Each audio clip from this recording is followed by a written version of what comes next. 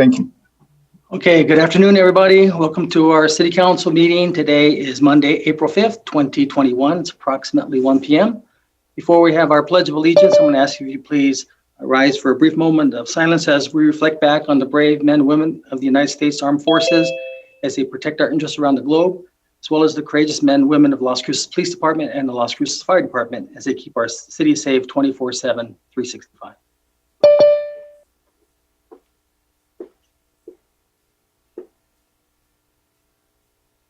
Councilor Vasquez, if you join me in the Pledge of Allegiance, please. I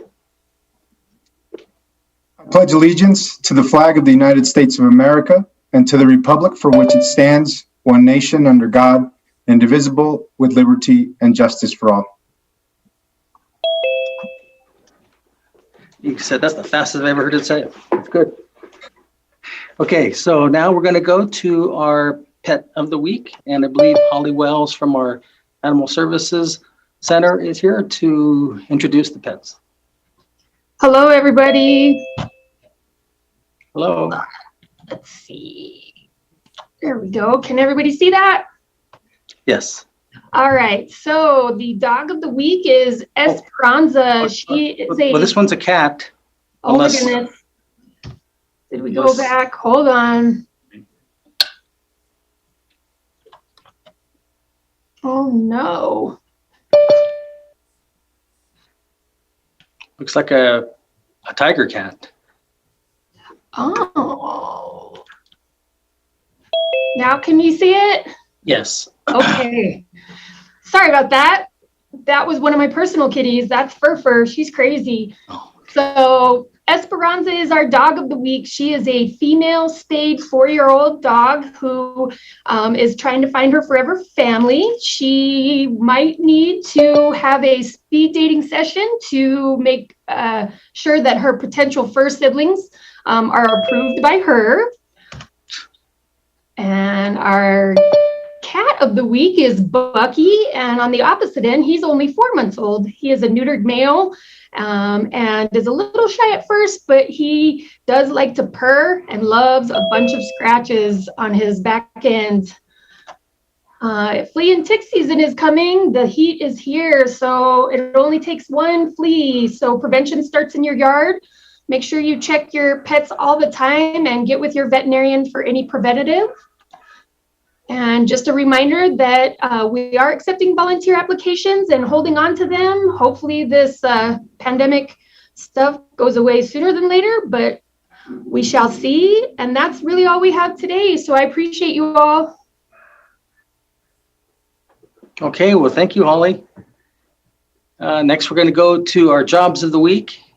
And I believe Darlene or Cindy, who's going to be doing that? Yes, Mr. Mayor, it'll be me today, Darlene. Thank you.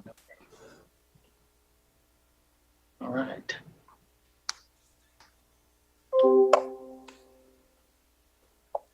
There we go. All right. So the jobs that we have for this week are, we need a STEM instructor, and that's with the City of Las Cruces. And that opportunity closes on April 19th of 2021. We have a Border Patrol agent with the U.S. Border Patrol. That opportunity closes on April 14th of 2021. We have a heating and air conditioning mechanic with CEREMONIES, Inc., and that opportunity closes on April 14th. We need some housekeepers with Holiday Inn Express on Valley. And there are 3 positions available, and that opportunity closes on April 16th. And last, we have an auto detailer, and that's for 4-season mobile detailing. There are 2 positions there, and that opportunity closes on the April 11th of 2021. And so for a full list of jobs, internships, volunteer opportunities, please visit us at employinm.com and also at governmentjobs.com/careers/Las Cruces. And also you can reach us at our local office if you have any questions for us at the Workforce Connection at 575-524-6250. And also you can find information on the other offices that we have on employinm.com. Thank you, Mr. Mayor. Okay, great. Thanks, Darlene. And now we've got our COVID-19 update by Assistant Manager Eric Enriquez.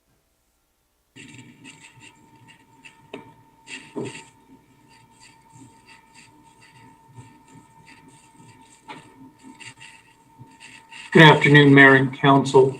Our COVID update, we want to say right now, Doña Ana County is currently in the yellow, and we'll know tomorrow night the status if that continues. 41.7% of Doña Ana County has at least received one of the shots, and 53% of Doña Ana County residents have registered for the vaccine. City of Las Cruces events that I want to report is that we held a vaccine clinic for city employees on Tuesday, March 30th. That was last week. And we were able to administer 503 vaccines to approximately 200 employees and the other 300 to the general public. It was a great team effort. We had staff from fire, from Parks and Rec, quality of life, police, economic development, Natalie Green's group, affordable housing. They were all there volunteering their time to help out on that day. It was real well. Also, great news for the city of Las Cruces. Last week we had 0 positive cases for the coronavirus, so that was great. Registration campaign is still going on. Thanks to Scott Rogers, the coordinator, and all the other staff that's been working on that. 904 residents they've made contact with and have registered 272. In moving forward, Scott is working with the Department of Health to kind of find out exactly where in the zip codes we're lacking in registration so that we can strategically place booths and tables to register people as we move forward. We've also have flyers that have been completed in both English and Spanish and will be sent out in the utility bills here pretty soon. The state of New Mexico vaccine allocation plan has now gone from phase 1A to phase 1B to phase 1C and now phase 2, which is the general public. The convention center will be used 5 days out of the week to try to get vaccines out to as many residents in Doña Ana County as we can. We will be having a vaccine task force meeting this Wednesday, and one of the things we'll definitely be hitting on is the registration with all the leaders and different people from the task force to help out and see how we can put resources together to get the word out for the registration of the vaccine. The governor is looking at doing a mega vaccine event here in Las Cruces on April 13th. That's a meeting also, or a discussion we will also have at the meeting, how we can put all our resources together so we can help with this mega event. We're looking at approximately 6,000 vaccines during that time. And the latest COVID-19 relief package is the American Rescue Plan Act.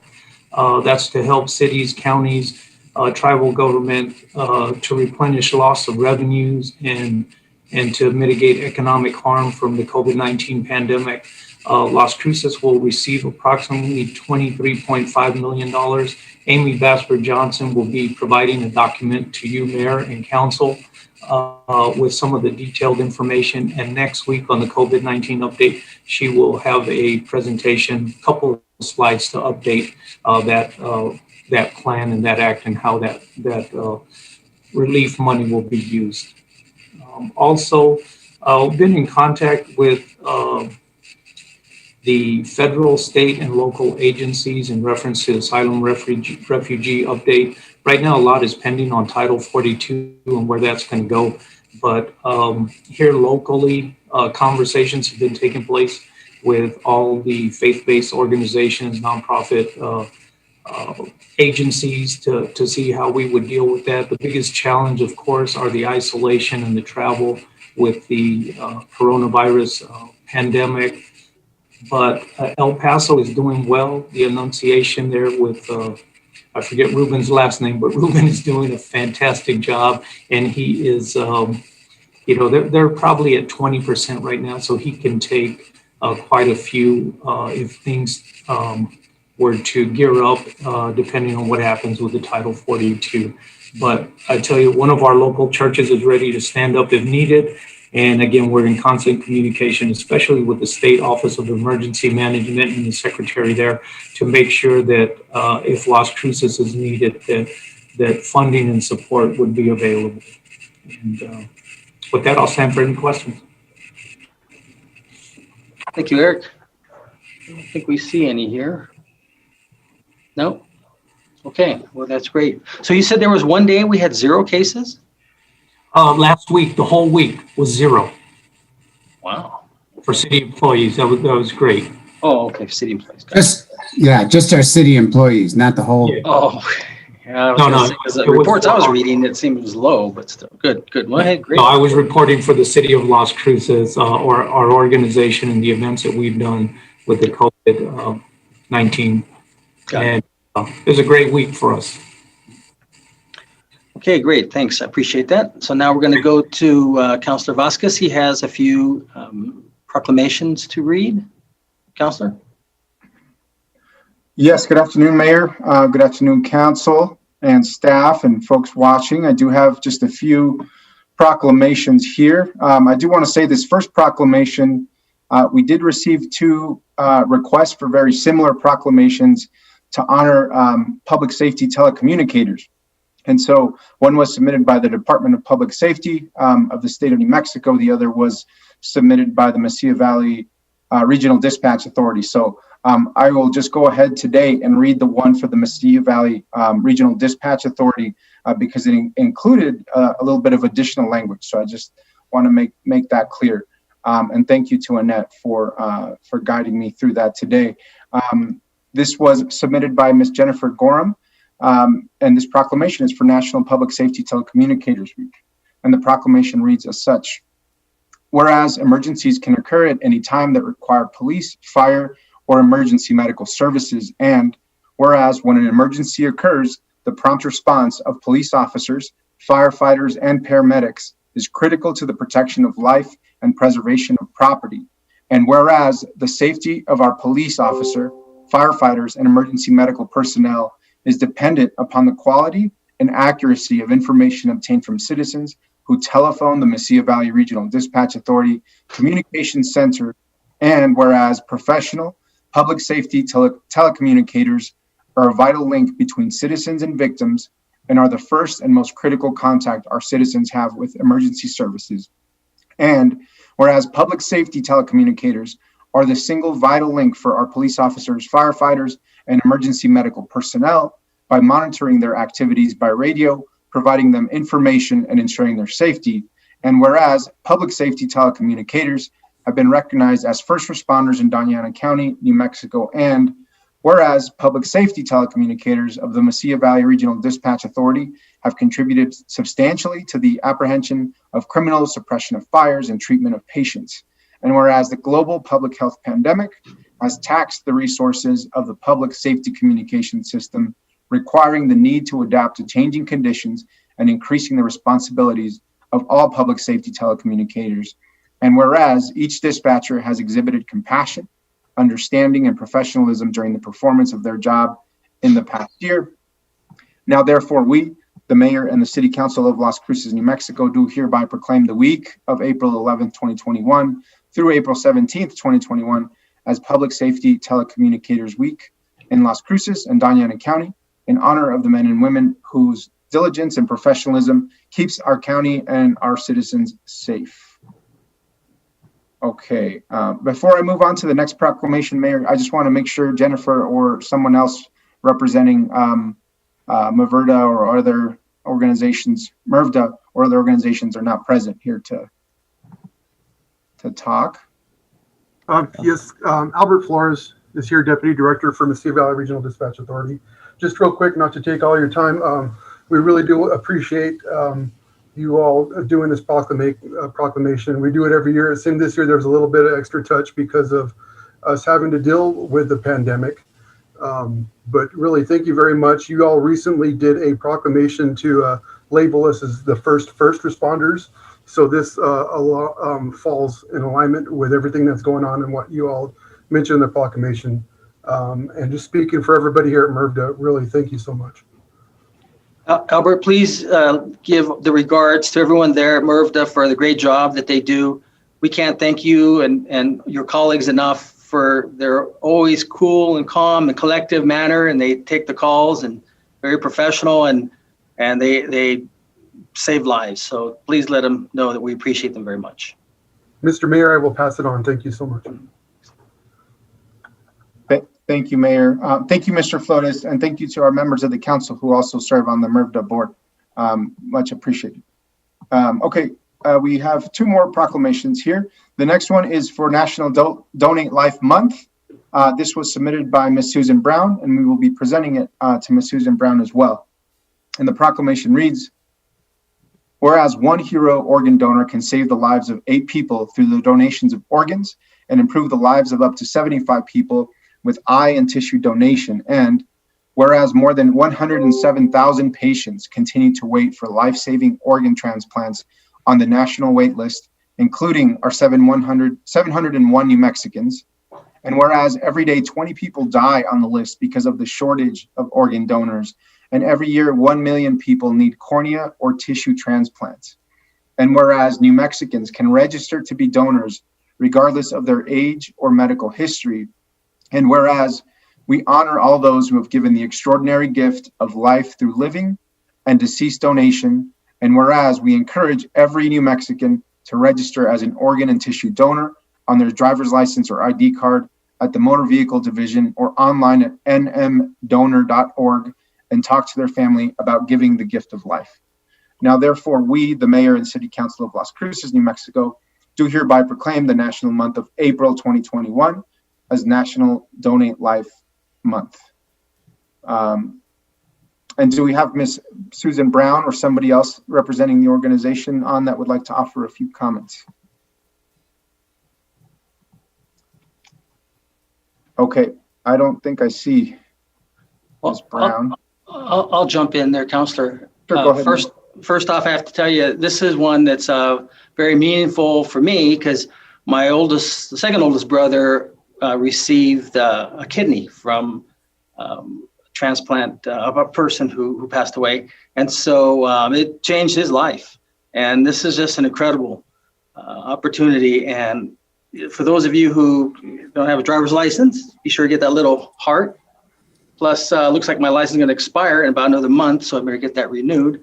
But nonetheless, this is really you can't take it with you. And, unfortunately, if you pass quick, please consider being a organ donor. Because I'm telling you, this it saved my brother's life. And I can't thank Mr. Freddie, his donor. And what's interesting about it, just real quickly, was so as a kid growing up, my dad always loved eating peanuts. But my brother, he never did. But shortly after months passed, I noticed my brother would eat these peanuts all the time. I go, hey, Jim, what eating peanuts? He goes, I don't know, Ken. I just have this craving for it. Well, when he met the family of the donor, turns out that Freddie loved eating peanuts. And so it's strange, but you hear stories like that you take on with the donor, some of their habits. So anyways, that's kind of interesting. Looks like Mr. Mayor? Yes, Councilor.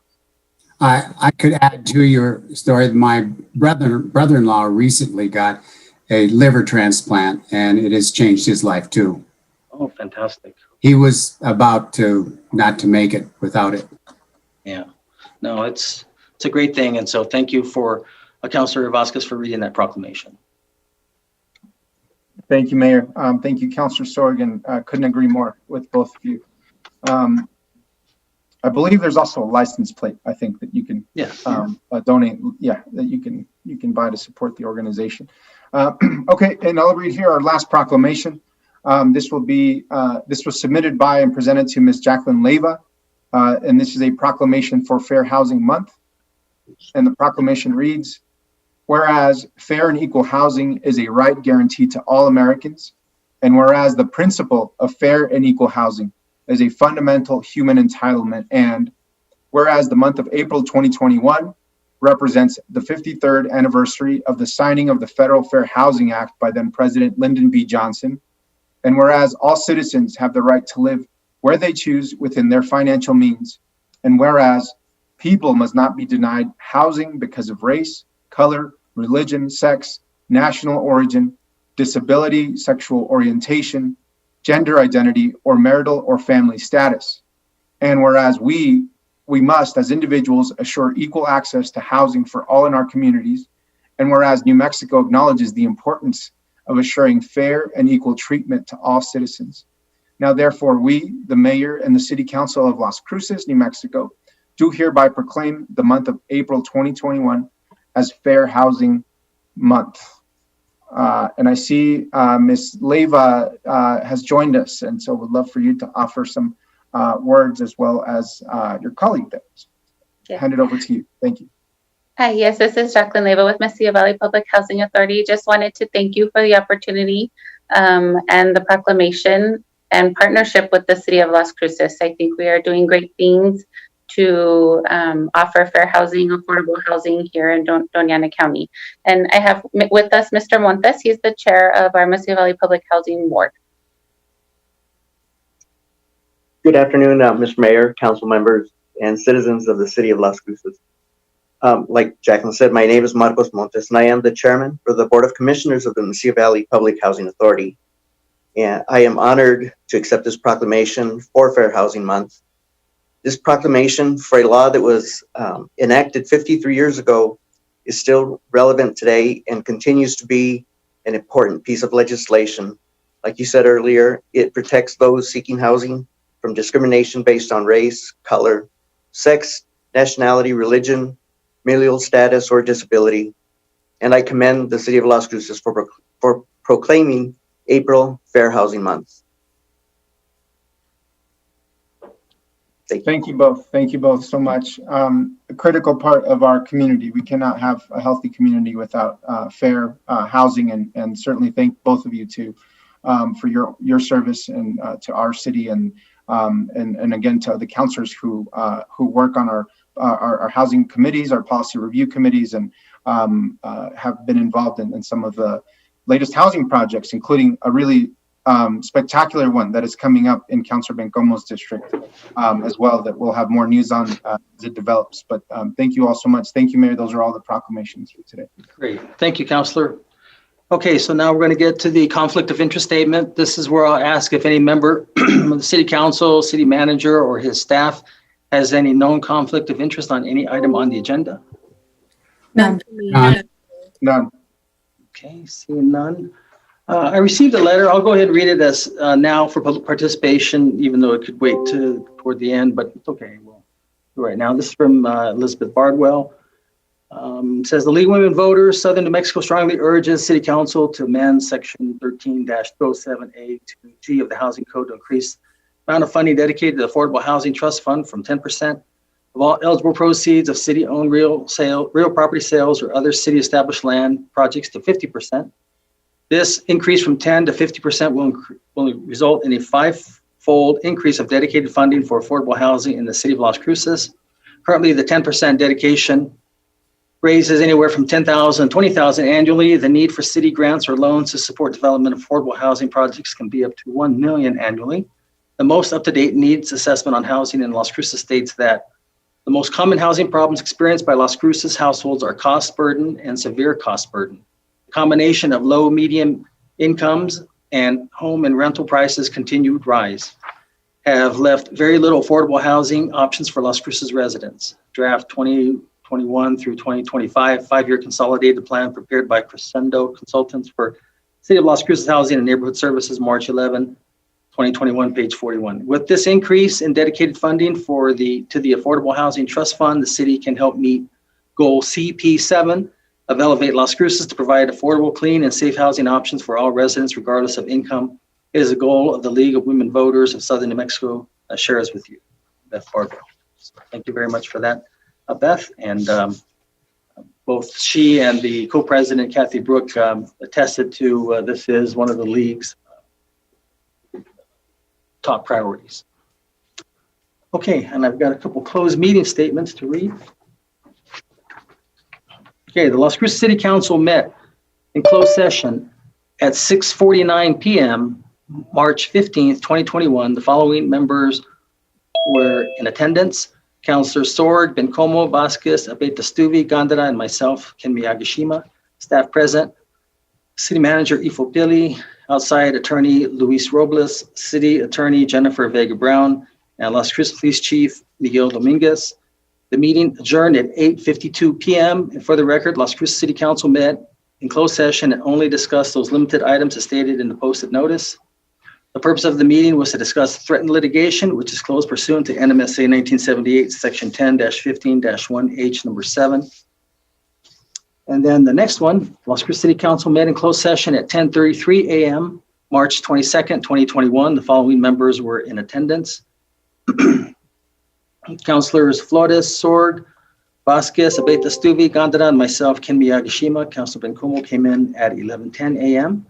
And those present was City Manager Ifo Pili, Jennifer Vega Brown, City Attorney, Luis Robles, Outside City Attorney, Miguel Dominguez, Chief, Las Cruces Police Department. Meeting adjourned at 12:16 p.m. For the record, Las Cruces City Council met in closed session and only discussed those limited items as stated in the posted notice. Purpose of the closed meeting was to discuss pending litigation, which is closed pursuant to NMSA 1978, Section 10-15-1H, number 7. Okay, so now we're going to go ahead and get to the acceptance of the agenda.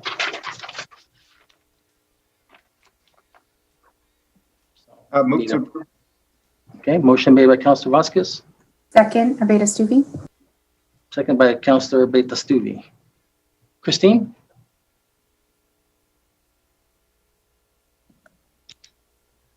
This is on the motion to accept the agenda as presented. Councilor Beta Stuvi, Yes. Councilor Vasquez, Yes. Councilor Bencomo, Yes. Councilor Sorg, Yes. Councilor Flores,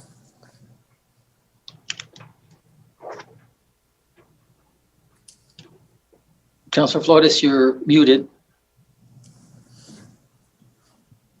Yes. Councilor Gondara, Yes. Mayor. Yes. All right, so now we're going to go to item 8.1, Resolution 21-151. There's a motion. Move to approve. Okay, second. Second, Gandara. Motion made by Councilor Sorg, second by Mayor Pro Tem Gondara, and I believe Amy Johnson Basford will be discussing. Thank you, Mayor, councilors. Good afternoon. My name is Amy Johnson Basford. I'm the grants administrator for the city. And let me share my screen with you if I can remember how to do that. It's been a while since I've had to do this for you all. So give me just a moment to make sure I have the right one up here. Yeah, it's fine. Let me go grab something. We'll do that. Right. Can you all see that? Yes. We can, Amy. Thank you. Thank you.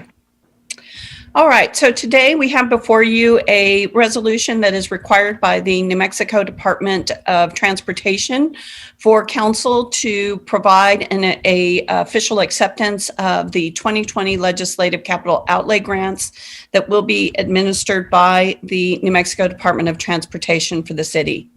So in general, they will be the oversight agency for transportation-related legislative appropriations. As many of you know, every agency that is an oversight agency for capital outlay has a different method of going through the process of issuing grant agreements and requiring certain acceptance resolutions. So this one, NMDOT, as you know, for most of the grants that we receive from NMDOT require an acceptance of the agreement or an actual acceptance of the award, which is what we're doing today. All the grant agreements we'll discuss today, once executed, will come before council for acceptance within the budget. And so the first one that I'd like to discuss today is project for East Mesa Roads and Drainage. This was appropriation 20E2821. It was for $720,000. There is no AIPP removed from this appropriation. It will allow us to acquire rights-of-way, to plan, design, and construct roadways, which will include curb and gutter, utilities, and flood control on the east side of Las Cruces. And so this, at this time, Public Works is working on planning for this grant, and they are looking at locations on the East Mesa to conduct drainage projects. The next one, or the next two, are for the airport. The first one is 20E 2829, which is taxi lane development and rehab at the airport, Las Cruces International Airport, for $300,000. This is to plan, design, construct, and renovate taxi lanes at the airport. 20E 2830 is also for the airport. This is an extension of runway 1230. We received $425,000 for this. This is to plan, design, and construct an extension to that runway. The majority of this funding will go for the plan and design, and then the city will look for funding from FAA and the New Mexico Department of Transportation Aviation Division for the actual construction of the extension. But this funding provides us with a vital part of the planning and design that's required before we go to FAA for additional funding. And with that, your council options, and I will stand for questions on any of these appropriations. Okay, great, thanks. Any questions? Okay, seeing none. Christine? This is on the motion to approve Resolution 21-151. Councilor Beta-Stuvey? Yes. Councilor Vasquez? Yes. Councilor Bencomo? Yes. Councilor Sorg? Yes. Councilor Flores? Yes. Councilor Gandara? Yes. Mayor? Yes. Okay, next is item 8.2, resolution 21-152. Need a motion second, please. Move to approve. Second, by Flores. Motion made by Councilor Sorg, second by Councilor Flores. Looks like Lisa LaRocque will be presenting.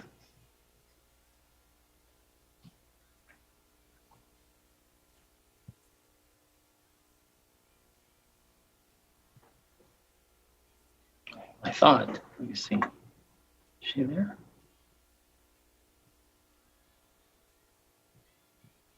Well, doesn't look like she's there. Christine, can we move on to item 8.3 and then circle back to 8.2 when Lisa gets back? Yeah, I think that would be okay. Okay, so we're going to go ahead and kind of just put, we're not going to make any discussion. It has been moved to second, still on the floor, but we'll go ahead and just circle back to that. Our presenter is not available, so we'll go ahead and move to 8.3 and then we'll go back to 8.2. So we're at 8.3, resolution 21-153. Need a motion and a second. So moved by Flores. Second. Okay, it looks like that was Councilor Bencomo. So motion by Councilor Flores, second by Councilor Bencomo. And I believe Director Delilah Walsh will be presenting.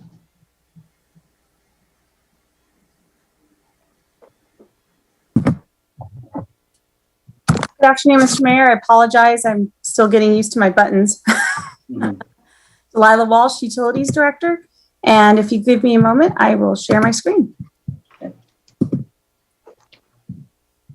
Yeah, I would think that while she's doing that, I would think that we'll probably get ready maybe at the end of summer to go back to City Hall. What do you think?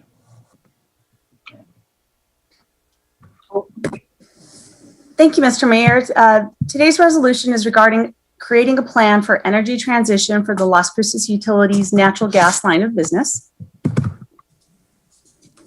In December, Councilor Sorg had requested a council resolution to review these three items or other items, develop a robust plan to gradually phase out our natural gas service over the next 3 decades, to avoid construction of new gas infrastructure and retiring gas-related debt, and also development of codes making it economically equitable to heat space and water for buildings. And what I understood economically equitable was to make gas just as expensive or as equitable to electrification. There were other phases or other requests within that December 12th meeting that had to do with electric vehicles, but we're only addressing the natural gas portion during this presentation. So if you go through the resolution, you'll notice there are a lot of whereas statements, and that was intentional simply because I wanted to remind the council of commitments and reiterate them of those commitments within this resolution. So in other words, this is not the action or request of a single councilor or of the utilities director or of any individual within the city of Las Cruces. These whereas statements are reflecting those commitments already made by the city council. So as you know, council adopted the comprehensive plan, otherwise known as Elevate Las Cruces, in February of 2020. And in that plan, you committed to sustainable growth by improving access to and promoting equitable, affordable housing, enhancing economic competitiveness, and bringing value to the communities and neighborhoods within the city of Las Cruces. In addition to Elevate Las Cruces, the city council adopted the city's climate action plan, and that was October of 2020. And this plan outlined the council's vision of sustainability over the next 25 years. So the objectives within this resolution, listening to the presentation of Councilor Sorg, as well as the presentation made by the other energy group that came in earlier in 2021. What I did is take this resolution and outline the objectives of not only the climate action plan, Elevate Las Cruces, but also directives that council has made in other statements for our city. So the objective is to comply with the vision outlined in Elevate Las Cruces, implement those goals and objectives outlined in the climate action plan that you passed in October, and also to align our goals and objectives or this resolution's intent with the New Mexico Energy Transition Act.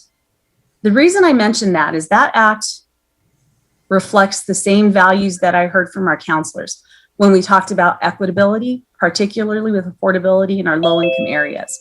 And so I've repeated some of the language of the Energy Transition Act, wherein implementing any targets and goals for this energy transition shall not cause energy services to become unaffordable for Las Cruces residents, our businesses, or our industries. So as we all know, we don't want to do something extreme, and I'm using a very extreme example, that says we're going to completely eliminate natural gas and force people to pay more should electricity be more expensive. And the reason I say that is if we have community solar and we have renewable energy, we absolutely should be striving for transitioning our entire city to renewables.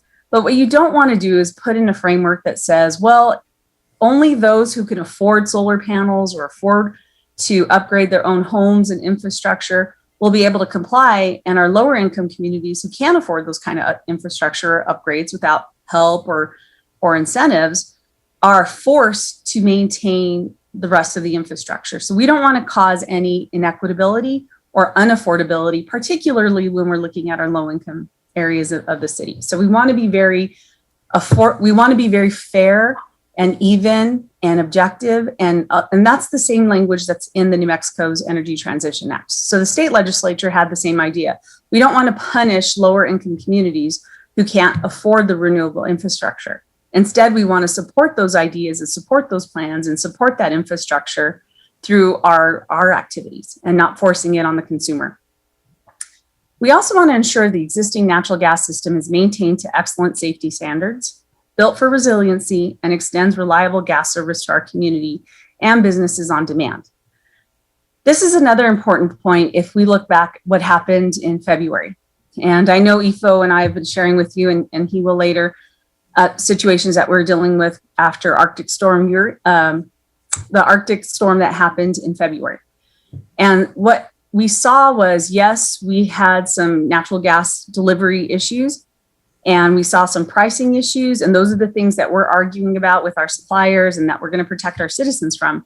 But the bottom line was when power went out throughout Texas, the natural gas was still flowing. So our citizens never had to experience any shortages. Our natural gas flowed, our people kept warm, and our citizens got the service they expected. So no matter how we transition into the future, and we know that renewable energy is very much going to be part of our city's service delivery as well as the utilities, but even until then, we need to make sure we have an excellent, reliable system that meets the benefits of our citizens. They're the ones that paid for this infrastructure. They're the ones that continue to pay for this infrastructure. And we want to make sure we're giving our citizens the services they deserve and that they've paid for, quite frankly. So we have to make it a very good long-term plan with balance. To expand upon what I just talked about on affordability, part of the resolution makes a commitment from the city that we will invest in and establish energy efficiency programs to reduce greenhouse gases. This is very important because we are reviewing our natural gas rate review at this point.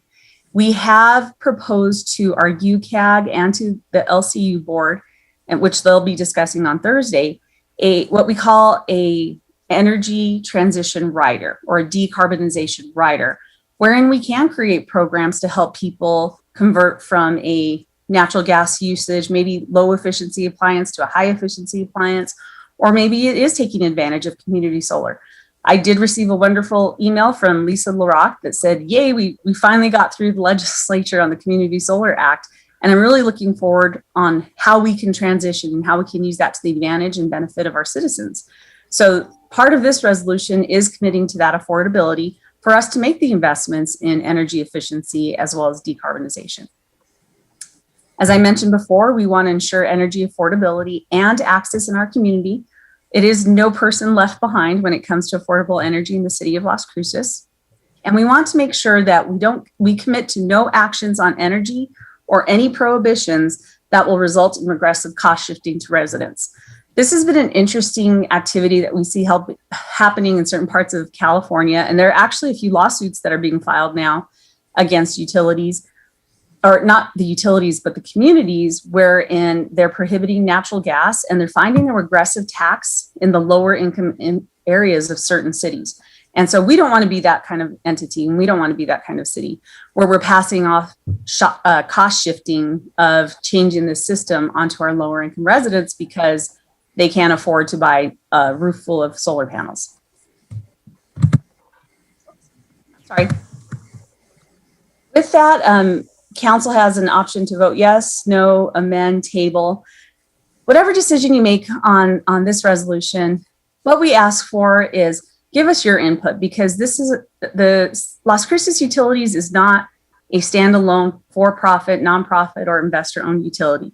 We are a department of the city of Las Cruces, and we're committed to doing what's best for our customers, what's best for our city as a whole, and what's best for the next 30 years. And so we really do want that feedback. But the bottom line with this resolution is you are telling us start that energy transition plan.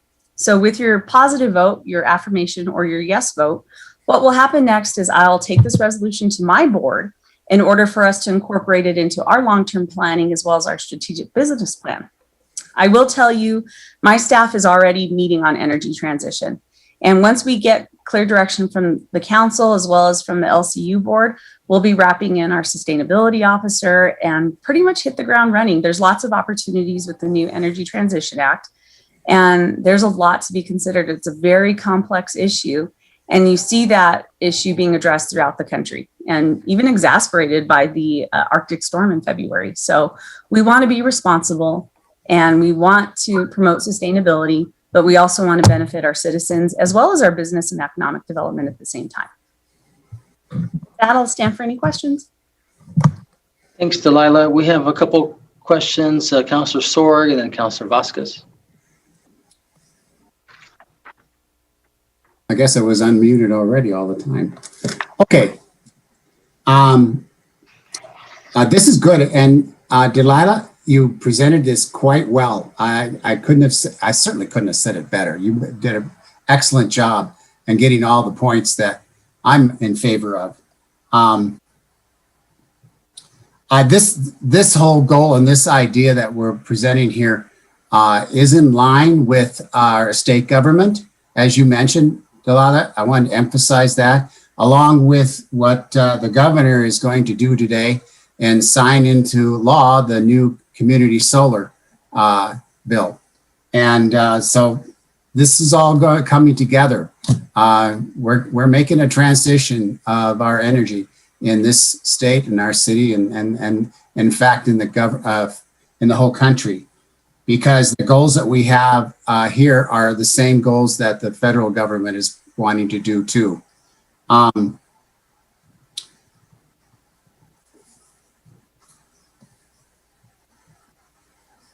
You know what? I don't think there's anything else needs to be said, at least by me anyway.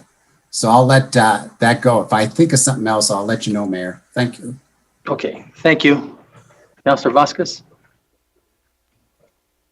Thank you. Thank you, Mayor. Thank you, Ms. Walsh, as well for that presentation. And thank you, Councilor Sorg, for leading on this. I know we've talked about this for some time, and it's a difficult, certainly conversation, I'm sure, for any local city or county to have. I know we're one of the small, I guess, in the minority of municipal run gas utilities. And so we are kind of in a unique situation in that we don't offer a for-profit natural gas service to customers here, but it is a department of our utilities, as Ms. Walsh mentioned. And so with that, I fully support this and do just have some questions, I think, to make sure that I understand exactly what the resolution is doing here.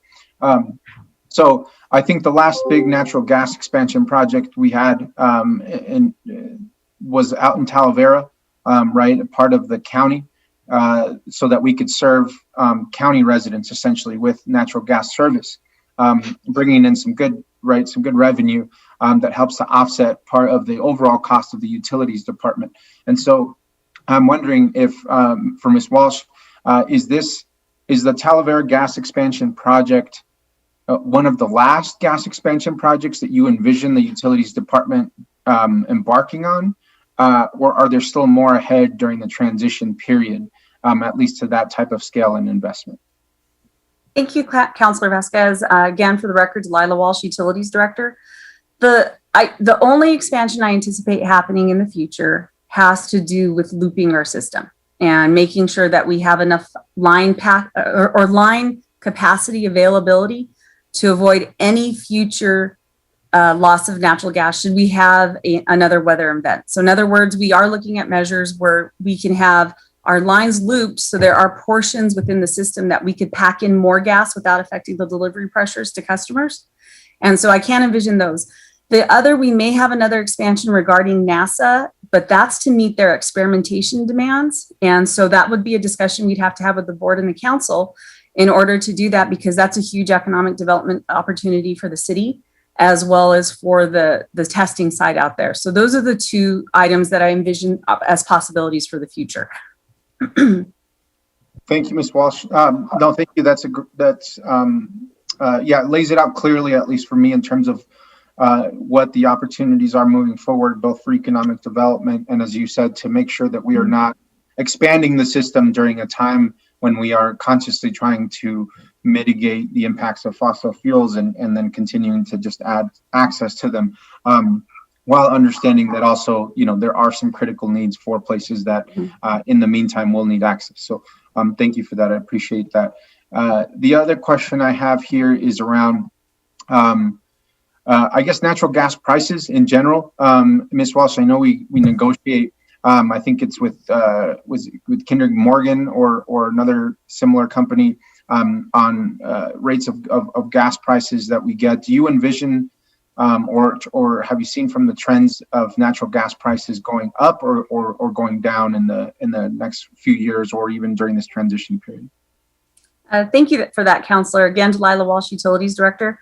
And to answer the price question, boy, if I knew I wouldn't be the Utilities Director, I'd be investing in those submarkets.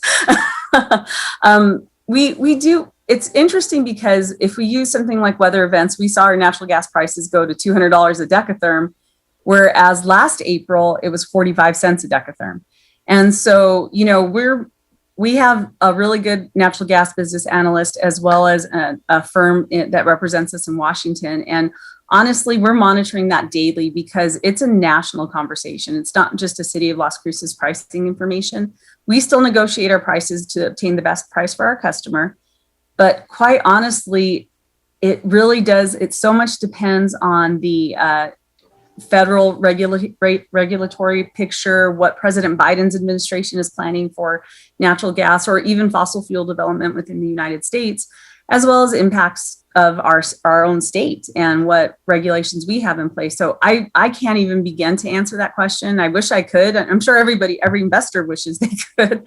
But I think the best thing for us and what we're doing, and because of the vision of this council, is by preparing for renewables, being part of that conversation, as well as that service delivery, we're able to mitigate those price impacts. And we can do offsetting, and we can, if we have a robust system that includes renewables as well as natural gas, as far as energy delivery from the Las Cruces utilities, that's the best way. It's just like diversifying your investment portfolio. If we diversify our energy service portfolio within the city, that's the best way for us to prepare for those price fluctuations. Thank you. I appreciate that that answer, Ms. Walsh. And I mean, the reason I ask that is because one of the benefits to our residents of having a municipal natural gas service is the prices we are able to offer that aren't dependent on us returning a certain profit to shareholders like other utilities. And so we're able to keep prices low as long as we do have some of those negotiated prices, at stable enough levels that it actually makes sense for our customers, our constituents, to continue that. Because if I'm not mistaken, I think there's been some interest in purchasing the city's natural gas assets from private companies. And so, if in the future a private company, right, was still interested and the city had an opportunity to actually come out with some investment or some revenue to be able to reinvest into whatever new technologies or whatever new energy sources we had, I would just want to make sure that we are thinking about doing that at a time when the prices from the market dictate our opportunity to even sell a natural gas utility. So yeah, just wondering if you have any thoughts on that as well. Yeah, thank you again, Councilor Delilah Walsh, Utilities Director. Absolutely, and we do. And I'll be honest with everybody, and I know most of the councilors already know this, and the mayor knows this. If we wanted to get out of the natural gas business tomorrow, we could sell the entire operation because there is a demand for it right now. So part of this transition plan actually talks about our economic responsibility to ourselves, our investors, and even our service delivery to Zia Natural Gas, to NASA, to NMSU.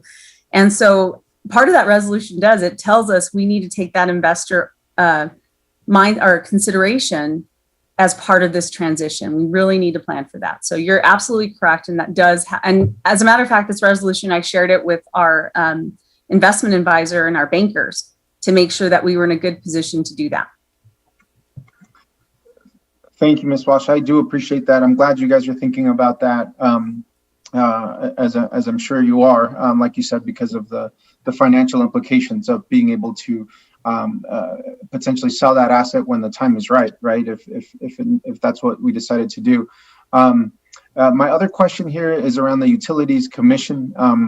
I know we have a great, very experienced and robust Utilities Commission that includes several of our councilors here, but is there a sense of where the Utilities Commission overall is on this? Did they weigh in on this via formal resolution or any other type of work session or that type of setting? Yep. Mr. Mayor, Mr. Chairman, and Councilor Vasquez, the board has not reviewed this resolution yet. However, we have presented to them. We currently, during our regular board meetings and part of our administrative report, we have an energy transition slide that we're reporting on every month now.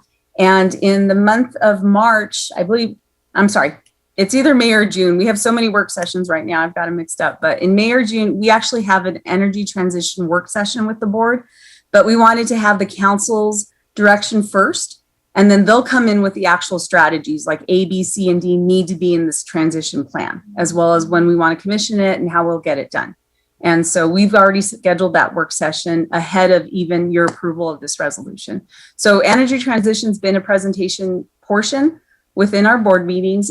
We have a committee within the utility itself for staff, and we just share news articles, ideas, impact ideas. So we have our own little repository going to have this discussion. We'll be having a more formal discussion with the board at their work session. Great, thank you, Ms. Walsh. I appreciate that. And my last comment or question here is, I know if you've if you've ever heated up a tortilla on an electric stove, you know how disastrous that can be, right? I mean, you really can't. I guess maybe you can on the new stoves, but you know, if you want pieces of burnt tortilla stuck on your stove, you know, you can't go with an electric stove. And so I come from. You can use a comal. Put the comal on top, and it works. Yes, I agree with that, Councilor Flores. But there's also something about that gas burning stove where you can just heat the tortilla just directly on the burner, right? And if you're skilled enough, you can flip that thing over and set it at the right heat, so you're not burning your hand or the tortilla. But I say that because it's very much a cultural, you know, use of natural gas. I think especially within Hispanic and Mexican American families, and so that transition is going to be a hard sell for our communities in the future. I don't know if we can still produce an artificial electric flame or something like that. Maybe you can, but we can invest in comales. I have to use 3 of my electric tops. It's awful. You're right. I have to use 3 depending on the kind of tortilla, de maíz, de harina, tortillas. I broke my glass stove with my comal because I had one from my grandma's iron oven and I cracked my glass stove. So I have gas. Okay, you guys are making our transcriber pull their hair. So, thank you, Councilor Flores. Thank you, Ms. Walsh and Councilor Flores. This is Councilor Vasquez again. That's a question. Both, just you know, I think we're ready to go there as a cultural shift. Anyhow, and Councilor Flores is right. Maybe the city gives free comales away to every household that no longer has natural gas. But the other question is, I guess, around the retrofitting. You know, obviously having a gas wired home or gas, you know, stove, gas, a heater, all those kinds of things will require, just as we were talking about electric vehicles, right? The retrofitting, as well as the building of new homes that are potentially, you know, all electric or more geared towards that setting. And so that's more of a long-term conversation as well, Ms. Walsh. But how do you see that fitting into this transition plan, right? In terms of, you know, us wanting to get away from natural gas, but the immense cost that it would take, essentially, for people to replace their natural gas appliances. What do you think that looks like? Again, Councilor Vasquez, Delilah Walsh for Utilities Director. And that's actually, that education component is actually addressed in the resolution also, that we will have to educate some of our citizens of, you know, transitioning from gas to electric where there are renewables available. Because I think I've said this to you before, and I know I've said it to my board several times. We don't want electrification for the sake of electrification. We want electrification when we know renewables are the source of that energy. And so there's an education in that as far as appliances. And there are several things we can do when we do this decarbonization rider, when we have incentives. And maybe it is picking a lower income area of the city and trying those things and those efforts and those incentives in those areas first, and doing small pilot projects. And those are all very possible. And it takes money and it takes planning. And so we do have that addressed in the resolution as far as planning goes and education goes for transition. And we actually say in there, we want to have incentive programs. You're charging the utility with coming up with those incentive programs. And that's what we'll be taking to our board. Thank you so much. Thank you so much, Ms. Walsh. I really appreciate it. Again, I fully support this resolution and getting there the right way, as you mentioned and emphasized in your presentation, and what's included in this resolution is the right way to do it. So thank you, Ms. Walsh. Thank you also, Councilor Sword. Mayor. Thank you, Councilor Vasquez. Before I get to Councilor Bencomo, let me just say just a couple things real quick. So I know I just got done with my 14th State of the City address, but my first State of the City address, I talked about solar and how I wanted to see us go to renewable energy, but that's been 13 years. And so I think what everyone's been discussing is, as long as we see a huge movement, we just need to be prepared.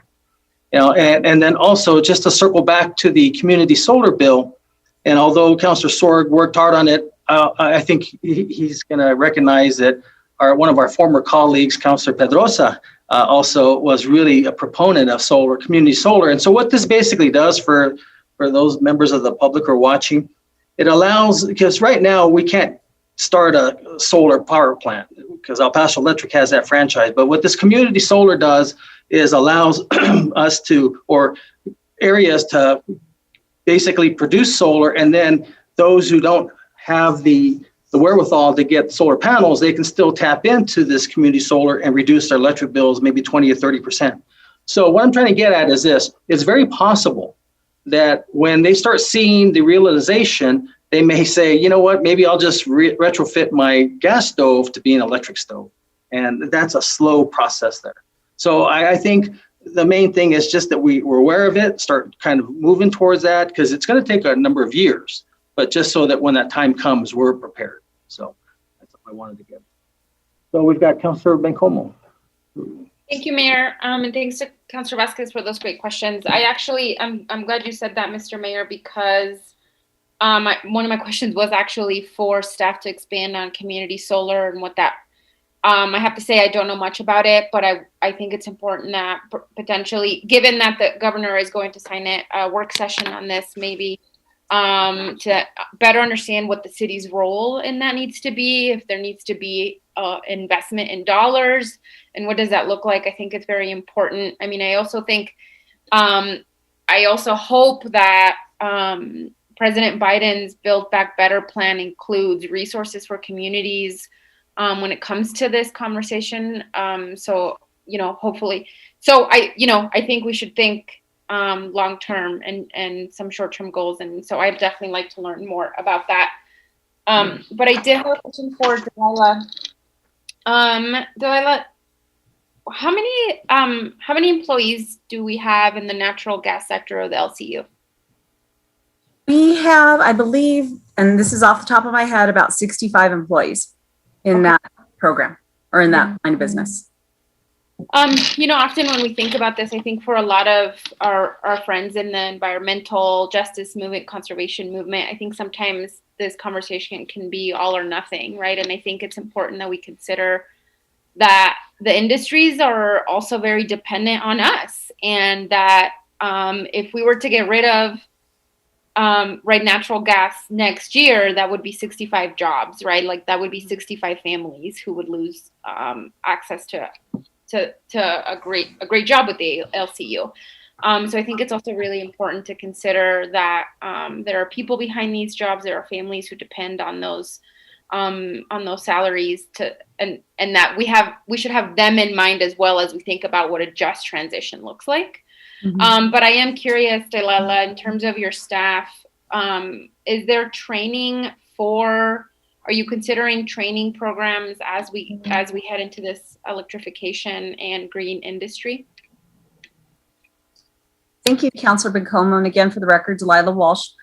That's an excellent point. And I actually just made a note of it to make sure that it is part of this transition plan, that we include education. Some of the discussions we've had as staff were things like, well, if we do move to renewables, maybe we build our own little system just for the city as an organization. And would we need electrical engineers? How would we have to transition staff? But to be honest, we hadn't gotten that far yet. And I appreciate your comments, because I actually made a note to make sure that staff transition and training and cross-training will be part of that plan. So I appreciate that.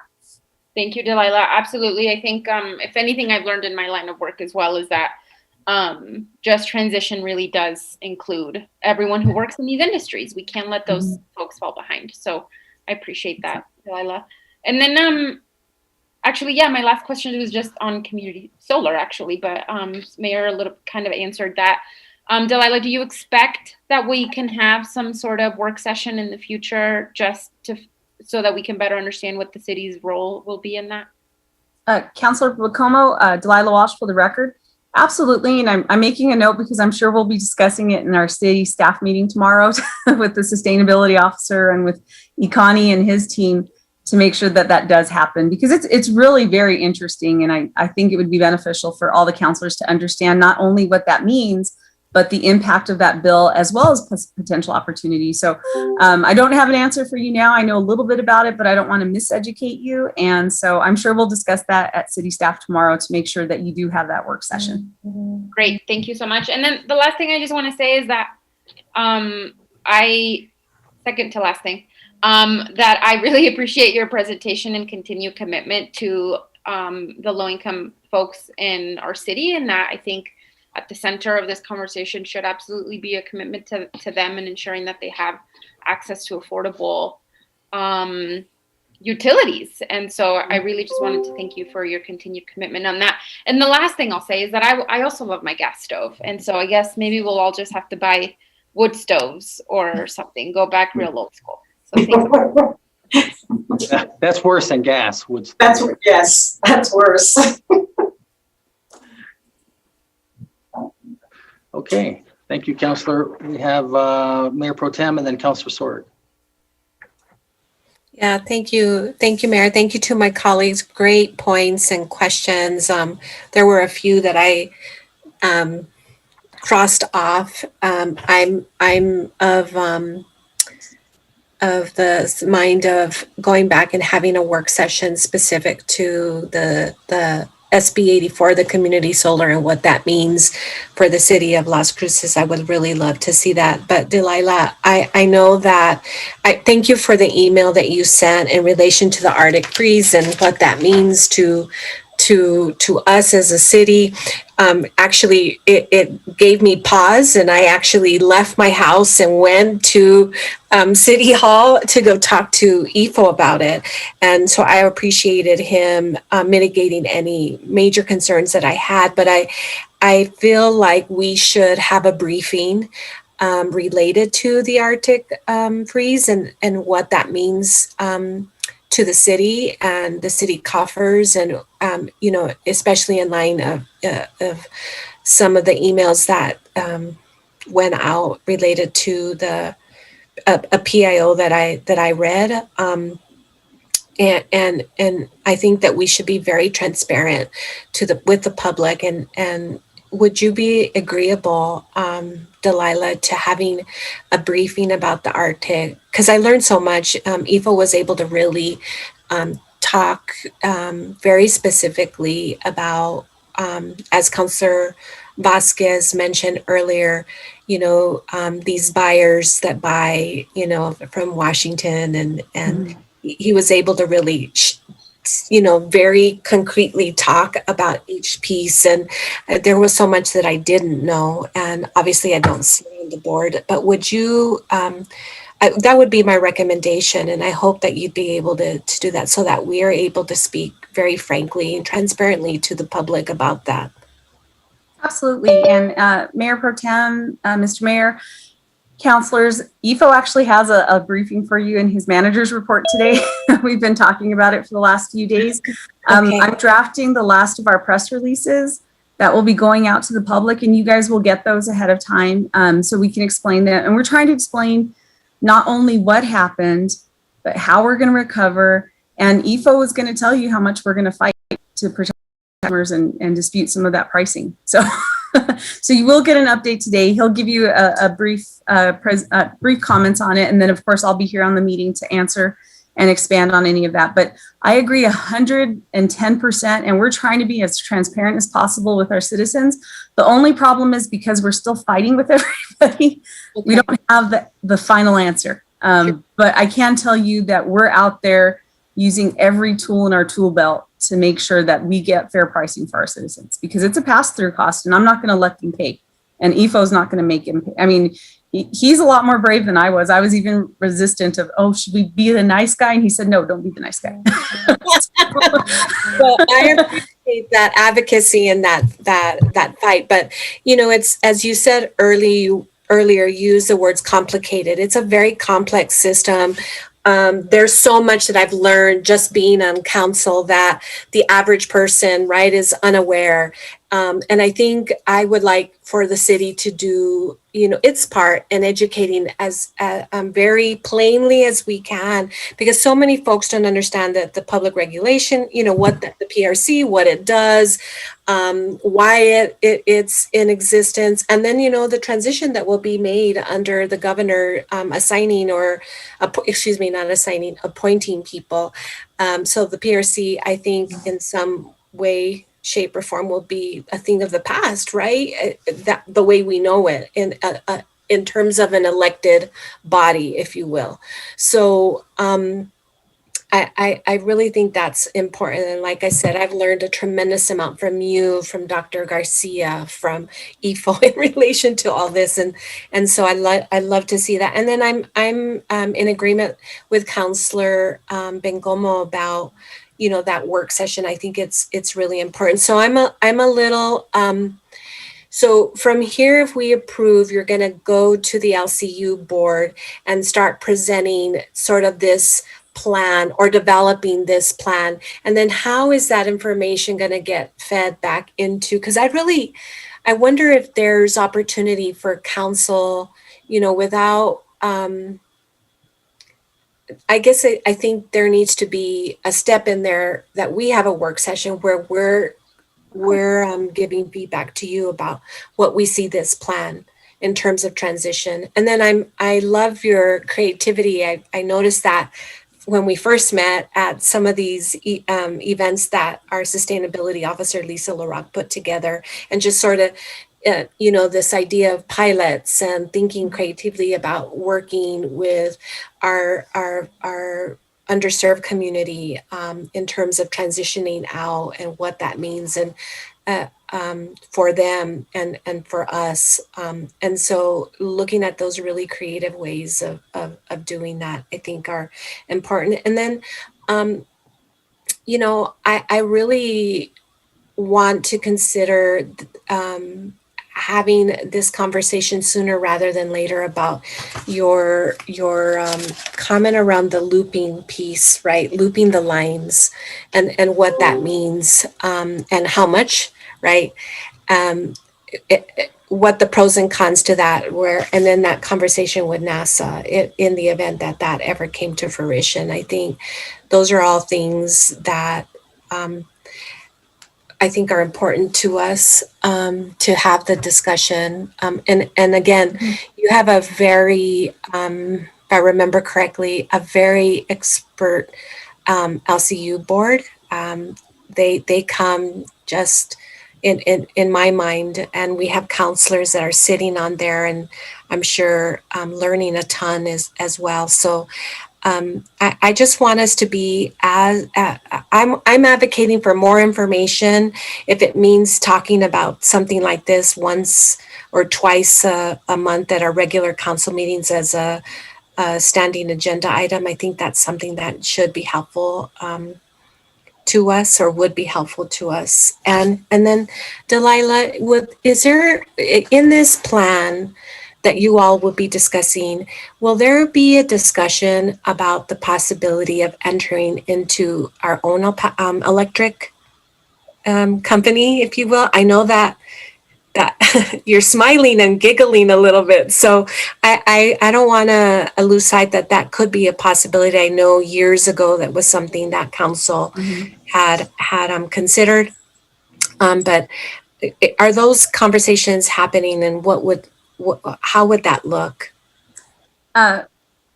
Madam Mayor Pro Tem, I'm smiling because I love that you mentioned that, because when we were at the industrial park with Mr. Keeley, I told him, if you want to build a solar site here, we'll run it for you. We're all for that and becoming that provider. And it was done jokingly, but with the passage of the Community Solar Act, that's entirely a possibility. And even if it's something where we're serving our own industrial park or our own buildings, or, maybe it's more than that, I don't know. But I actually told EFO, if you want us to run an electric utility, we'll figure it out. so we can make it a line of business. And, or even if it's methane gas, or, adding hydrogen to our natural gas for those deliveries to reduce usage, we're open to all of that. So I appreciate that the council is too. Yeah, no, I think it's something, everything's in my mind on the table, right? And the sky's the limit. And I think with all the things that have gone on, we really need to think very carefully and have lots of robust conversations about that. And so I know my friends over at El Paso Electric are probably cringing their teeth at this point. Sorry, but I think everything's on the table in my mind. So I'd like to recommend that moving forward. That's it, Mayor. Thank you. That's it. Okay. Well, that's a big that's it. Let me just tell you something. So I came on to the city in November 2001. You know how much we had in reserves? $250,000. You know why? Because the city of Las Cruces was battling El Paso Electric and was just getting beat at every, I mean, they just couldn't sustain it. El Paso Electric could just, take the city for a ride. Now, I seriously doubt that they want to sell their infrastructure. I mean, of course, if they want to sell it, but they already just sold it to an investor-owned company, and I strongly don't think that we really need to look at acquiring them because once upon a time, I don't know if you were with me, Councilor Sorg. Remember, there was someone who wanted us to purchase it, and I ran the numbers and I said, okay, this is how much we need to be bringing in, like 225 million, I don't know, a month. It just wasn't, we would have to borrow so much money to acquire it. It just didn't make financial sense, but that's just me talking. I really don't think that's something there that I would want to be a part of because I was with the county at that time and then Mayor Smith wanted me to join. And I go, I'm not going to join. We're not going to join that. That's just not a good thing. Community solar for our various infrastructure. Yeah, that's good. I mean, we can do that, but to take over the entire hospital. Okay, Councilor Sorg. Yes, thank you, Mayor. And I do agree with you on that point for sure. Got to remember that this is a long-term plan. This is 30 years. Don't be so alarmed right now about switching because it's going to take a long time and we've got to do a lot of things in the meantime. That as from all the questions and comments that have been said just now by the council and Delilah too, it's a complex plan. And that's why I'm going to suggest that we get professional help to get this plan done. And so that it's done the best way possible. Some specialists in this field. Again, I'm going to emphasize the fact it's going to be a gradual transition over time, and we'll just to do it right.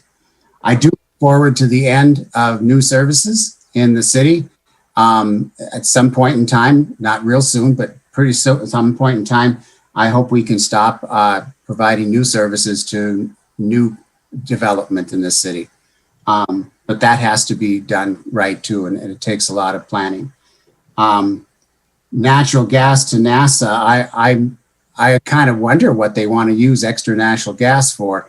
Natural gas is used for more than just heating your house, heating your water, and cooking your food. Most of the nitrogen fertilizer used in the agriculture in this country is made from natural gas.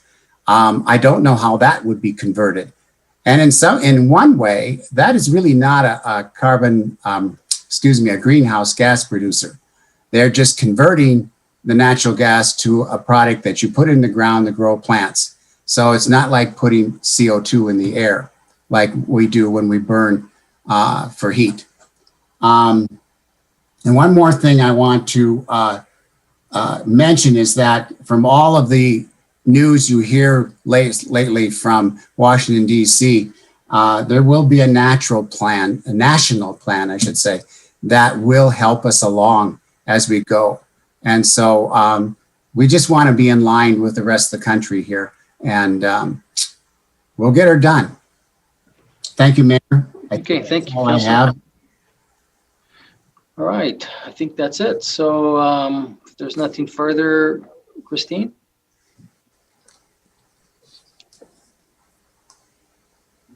This is on the motion to approve Resolution 21-153.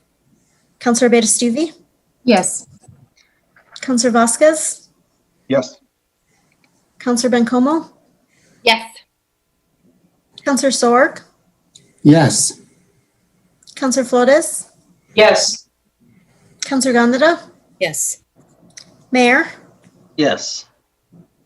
Okay, now we're going to circle back to go to 8.2. Lisa was using a gas-powered internet, and I guess it went down, and so she's back now. So it's Resolution 21-152. It was a motion made by Councilor Sorg and a second by Councilor Vasquez. So Lisa, are you there?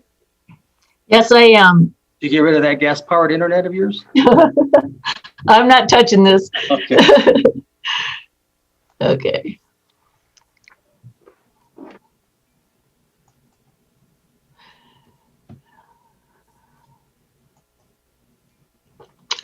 Can you see my screen? Yes. Great. So I'm very sorry for the delay, but it's nice to follow Delilah Walsh. She did a great job. So good afternoon, Mayor, councilors, staff, and others that are watching. My name is Lisa LaRock, and I'm the Sustainability Officer for the city.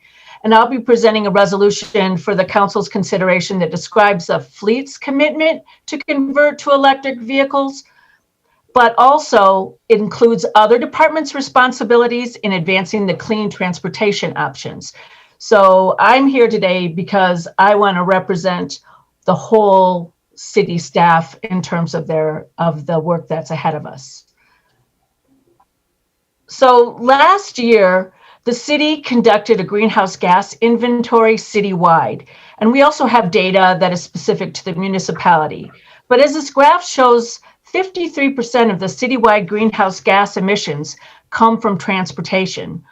Of that yellow slice, the municipality contributes about 10,000 tons of greenhouse gas emissions annually, or about 2% citywide. So this is a great opportunity for the city to lead by example and adopt EVs. What is not shown on the graph is that our annual purchases and use of asphalt and cement contribute almost as much as the municipality's use of vehicles.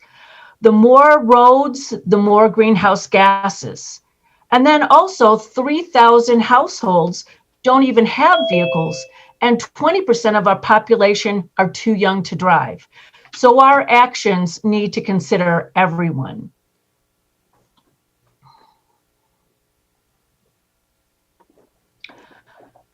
We will be developing the first EV plan. I'm sorry, I got messed up. We'll be developing an EV first plan through the city manager's office. And while we're doing that, we will also be part of other collaboratives that are working throughout the country to help accelerate electric vehicle adoption. So Climate Mayors has a national buying service that we can get vehicles at a reasonable price. And Electrification Coalition and GO EV City also provide us with best practices, building codes, and how to work with electrical and utilities. And one of the first things that we're going to do is Richard will be responsible for training staff and providing, Richard DeWitt from our fleet manager, for training, getting the tools and getting chargers to help the mechanics be able to service our electric vehicles. He's already identified a access on demand EV course where staff can watch all different units to be able to increase their knowledge of this. We're going to be moving the EV chargers for fleet that are at Johnson Park and the plaza to over to fleet, and then we'll be looking into bringing more chargers in as the fleets expand. All the while, fleet manager will be looking at how to get the equipment and tools to scale up the amount of adoption. The thing that's really exciting to me is that we are going to be using a special tool, and with that, we'll be able to create a EV first policy through the city manager's office. And so with this tool, we'll have an online platform to make it easier to see the benefits. And this platform is tailored with our data, including our costs for fuel, electricity, and the EV vehicles that are available for us to purchase or lease. So this platform can be updated as new EVs become available. So we are going to put, Richard and his staff are going to put 250 vehicles that are in the queue to be replaced in the next several years. They'll be tracked using telemetrics for the next 3 months, and it'll show the driving, the idle time, and parking patterns. And with this information, departments can compare what they usually drive with an EV equivalent that's currently available. So let's say you're driving a Fusion, and so what would be the difference if you were to get a Nissan Leaf? So this platform will be able to tell you specifically, the driver of the Ford Fusion, several different things. It has an overall score that says whether this is a good fit. So in this case, it was 97%. And most cities who set an EV first policy usually have a score of 85 or above. If the EV match rates that high, then the department should move forward. The confidence is tells you about if there's enough telemetric data to do this analysis. The energy tells you in this example with the Nissan Leaf that 95% of the time you'd only have to charge at night, and 5% of the time you would need to do a midday charge. And at this point, you can look at either other EV models like a Bolt or plan accordingly. And the economics tells you whether you will be saving money during your total cost of ownership. And if you look at the table below these circles, the operations costs show that the savings in fuel and maintenance is approximately $12,000 to $15,000 over an 8-year life of a vehicle. And the total cost of ownership, which deducts the additional price from the vehicle, leaves you with a savings of $6,000 to $9,000, which is a 15% savings. So this really talks about the mind shift from looking at the initial price to the overall cost. And I think that's a good way to approach this. And parking tells you where your car is parked the majority of the time. And this will help us understand where we should be putting new chargers. The other thing that this service will do is it will tell you the impact of the chargers at various locations. And the considerations are, do we need electrical retrofits at the site? Can these buildings or areas handle that? How can we maximize the off-peak rates so we're paying the lowest cost per vehicle? And how many vehicles can one charger support? So because we don't need, if a vehicle only charges 1 hour per day, then we can share these different chargers.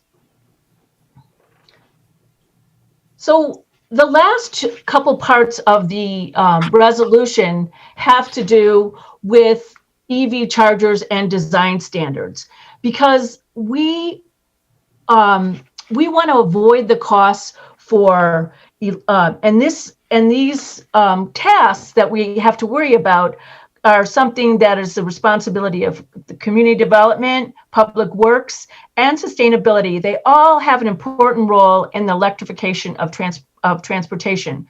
We need to be EV ready to accommodate EV chargers for the future and the near future. This includes avoiding costs like electric system retrofits, breakage and repairs of hardscapes, and the soft costs of permits and inspections. And although this is not in the scope of this resolution, design standards are essential for how all new construction is approached to make sure it's capable of handling the increased electric loads we can expect with the energy transition. And the last piece that's really important in this whole transition is looking at other types of zero emission transportation options. And for those without cars or people just wanting to experience a walkable community, supporting electric buses, bike share services, including e-bikes, and EV sharing services could help create and have the city create multimodal hubs to give easy access to these options is all something that will work towards Elevate's goals. This should all be included in the work that we do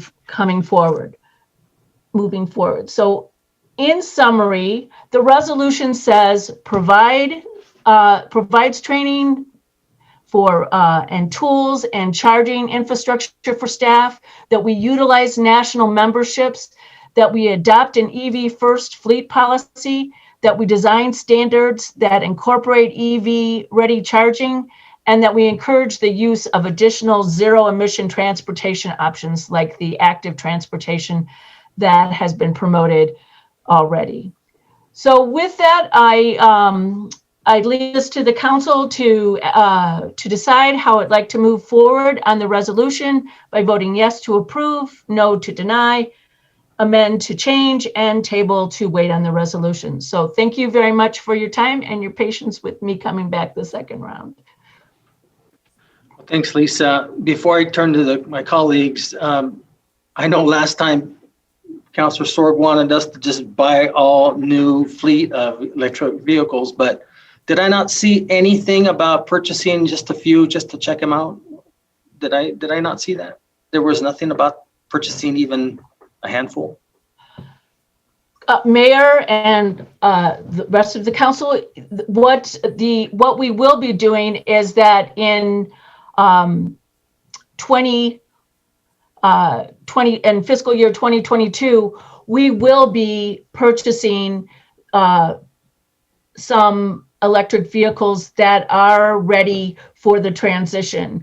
They won't be, and the following year, we know that there's sedans are available, and after that, there'll be things like trucks and other types of vehicles, like pursuit vehicles. But for now, it will just be those cars that are readily available today.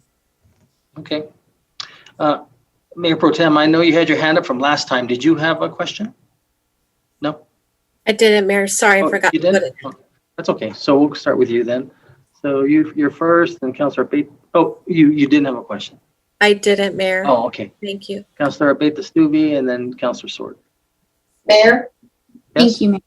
I don't have a, I'm sorry, Oh, Councilor. you don't have, I don't have a, I'm here in the conference room. I don't have a raised hand thing on the participants. so I need you to just jump on the table and wave your hand when you need to. Okay? Yeah. All right, so you'll go second if that's okay, and then I'll put you in front of Councilor Sorg. Because I already called on Councilor Abate the Stuvie. Yes, of course. Okay. All right, you're second. Thank you, Mayor, and thank you, Councilor Flores as well. I do notice Mr. DeWitt's hand is raised, and I'm happy to defer to what he has to add as well. Thanks for catching that. Yes, Richard? Richard DeWitt? Doesn't look like he has a microphone. Okay. Well, then, yeah. And I'll ask some questions when we get him on board. But thank you. And thank you, Lisa, for this presentation. Kind of following one of the questions from Mayor, I noticed that you said there was leasing purchases too for the cars. Is that something, as I know, we're kind of going to be testing out these vehicles, see where they best fit. And so is that something that can be done perhaps even sooner than a purchase, or, those test tries, or how does that fit into the plan? Good afternoon. But thank you. And thank you, Lisa, for this presentation. Kind of following one of the questions from Mayor. Okay, what was that? What was that? An echo. It was an echo from another person. So, Lisa, were you able to hear my question? Mayor, Councilor Abate the Stuvie, yes, I was. I also heard that Richard came in to his voice. So would you like me to answer your question now, or would you like to defer to Richard? Yes, let's defer to Richard, and then you can go straight after him. Thank you. Thank you. It was. Richard, are you there? So, Lisa, were you able to hear my question? Okay, Richard DeWitt, we're ready for you. Hello, Richard. Good afternoon, Mayor. Can everyone hear me? Yes. I think we were getting a lot of feedback in different issues. I apologize, but Richard DeWitt for the record, sir, Mayor. Could you repeat the question, please? Basically, we were asking about vehicles. If we were going to purchase some, Councilor Abeyta-Stube suggested, what about leasing? And then that's when you were going to come on. I guess Lisa mentioned that probably in fiscal year 2022, we were going to look at getting some electric vehicles, but we didn't know how many. So that's kind of where we're at. We're going to get a few, like 5, 10, 15, 100. So, Mayor, Council, to answer your question, as you know, Ford this year has stopped producing the Ford Focus and the Ford Fusion. So therefore, and PD, usually, we usually purchase those cars for PD. So this year, we will not be purchasing those cars. So with saying that, I have instituted at least 3 to 4 electric vehicles in that process. So yes, in the upcoming VAF, we will be ordering at least 3 to 4 electric vehicles. Okay. Thank you. And Lisa, anything else to add? Yes, Richard.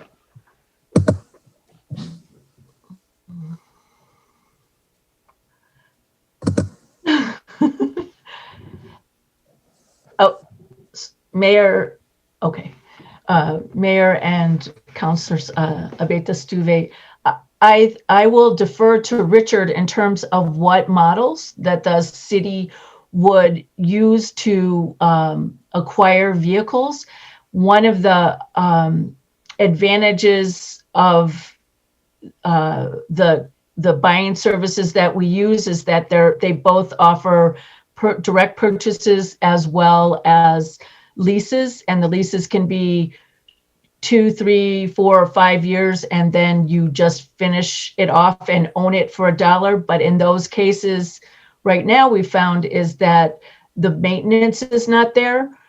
There's no maintenance agreement with those leases. So that was one of the opportunities that we thought we would be able to take advantage of with the lease. The other advantage with the lease is that you don't have to pay the upfront costs if an extra of $5,000 is not something that you planned for and you wanted to split it out over 2 years. That would give you the option to do that.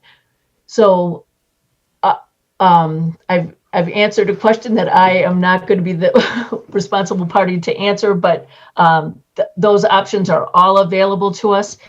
But the idea is that if the tools that we develop, the platform tools that we develop, say that that it pencils out for us to have the choice be an EV, then we will go with the EV. Great, thank you. My second set of questions is about the data that we hope to capture in the city. And you did mention that we do need to have a certain number to participate for us to get some accurate and usable sets of data. So I was wondering about that process. How are we going to encourage that participation, and what percentage do we need to participate in that for it to really be usable? Mayor, Councilor Abeyta-Stube, what makes it reliable data is that it's collected for at least 90 days. So it could be one car, it could be more than one car. So you're able to analyze it. But we're going to do it to 250 vehicles rather. And so they're not all going to be replaced in the next 1 or 2 fiscal years. But we're assuming that the pattern that they drive now will continue, and that what this tool will do is it will allow departments to look at this tool and say, okay, I have an F-150 right now. Ford has come up with an EV model. How does this pencil out? it looks good, we have a good score, so we're going to buy the EV. And 250 vehicles represents about 25% of our fleet. Great, thank you. And thank you, Mayor. Those are all my questions. Okay, thank you. Councilor Flores. Thank you, Mayor. And thank you, Lisa, and thank you, Mr. DeWitt. Sitting here thinking, well, yeah, all these options are nice. And then I think about a lot. I think we know a lot of people here in Las Cruces who would love to have an EV. And so let me see. Is there any global data, is there any data from any country, maybe the greenest country in the world, to see what they've done when they've changed over to an EV? Because I'm thinking it'd be great if everybody in the city or the county, 100,000 of us, would eventually buy an EV, hybrid or whatever. But what happens to that combustion?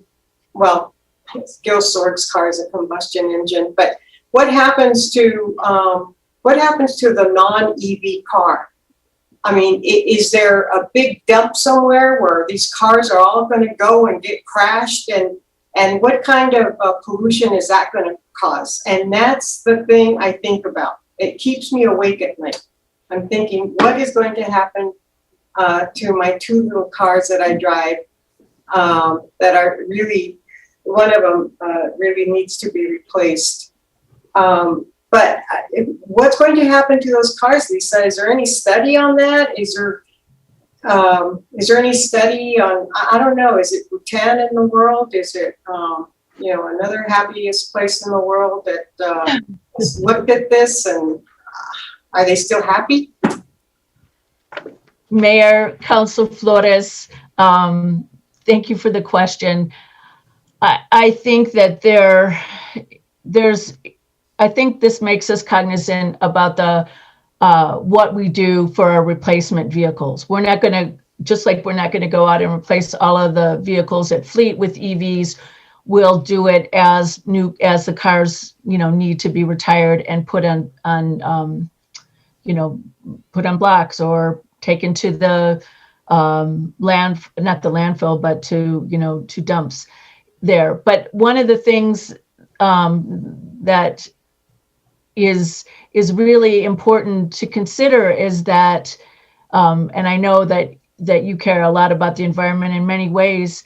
I think what we need to look at is that as the more we adopt electric vehicles, the less carbon greenhouse gases are going to be emitted each year. So if we're worried about any sort of contaminant, for me, the most important thing is to make sure that we try to mitigate greenhouse gas emissions. I mean, Delilah Walsh just talked about the Arctic freeze and how that had impacted natural gas. The Arctic freeze has to do with an interruption caused by climate change.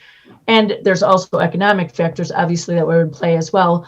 But the more that we do and the more urgently we reduce our greenhouse gas emissions, I think is the most critical thing to consider of all of these factors.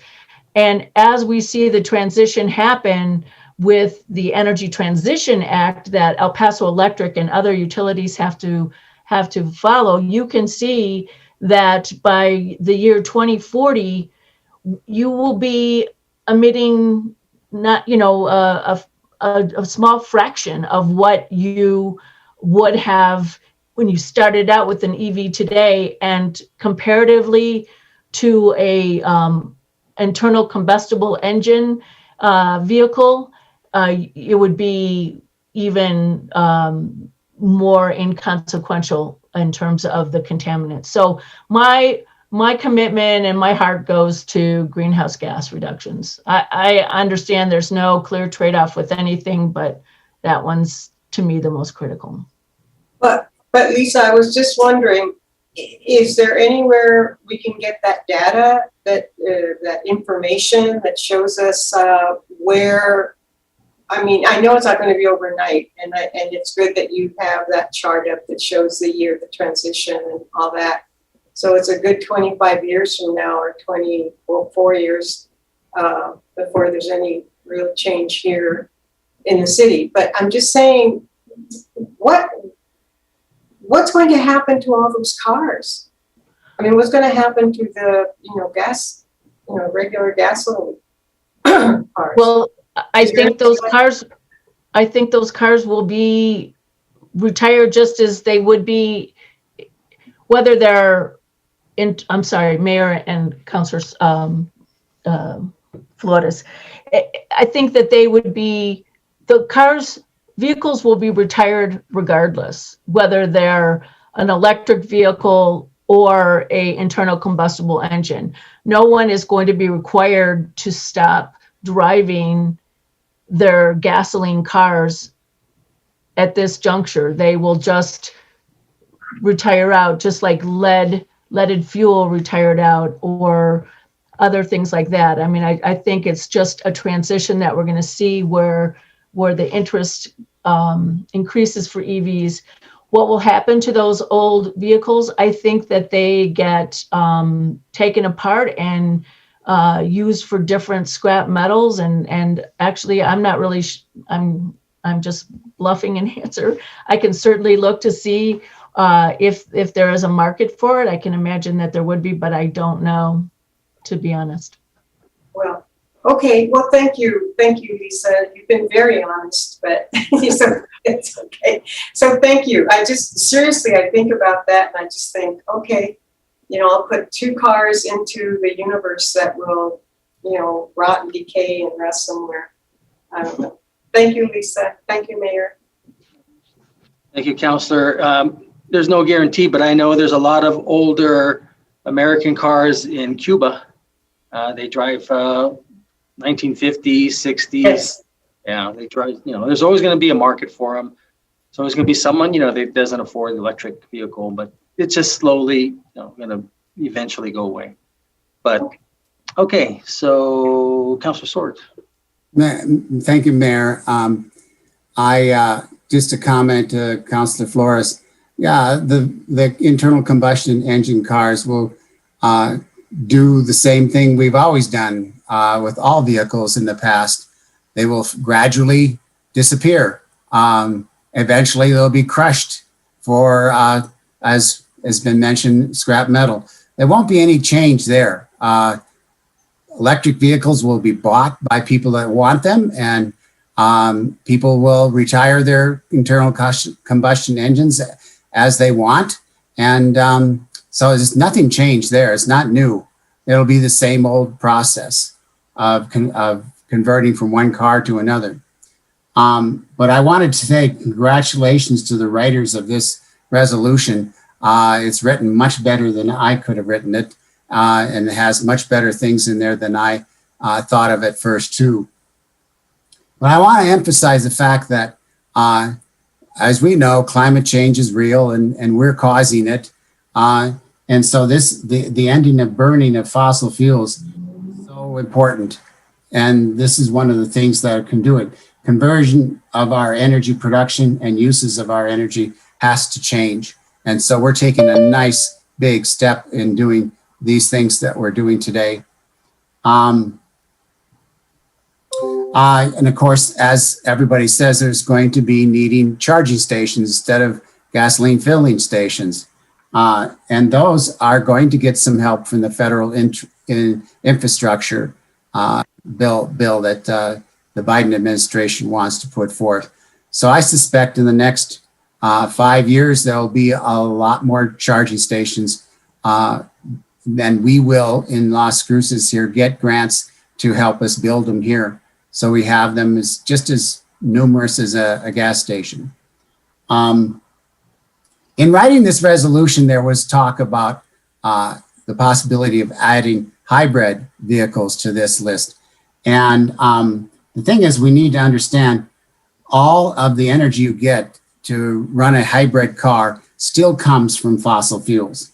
They still burn the gasoline or diesel fuel. The only difference is between that and other vehicles is that they're more efficient at doing it, but it's still burning fossil fuels. And yeah, if a hybrid fits the situation, fits the need in a situation, there's nothing wrong with you buying that too. But if an EV is first, if there's an EV available, like the resolution says, that's the one we should buy. I'd like to have Lisa go back to slide number 2, if she could.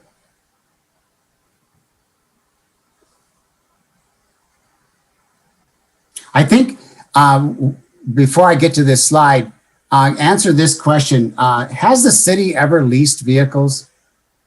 Does anybody know? We had, you talking about EV, electric vehicles? No, any vehicle,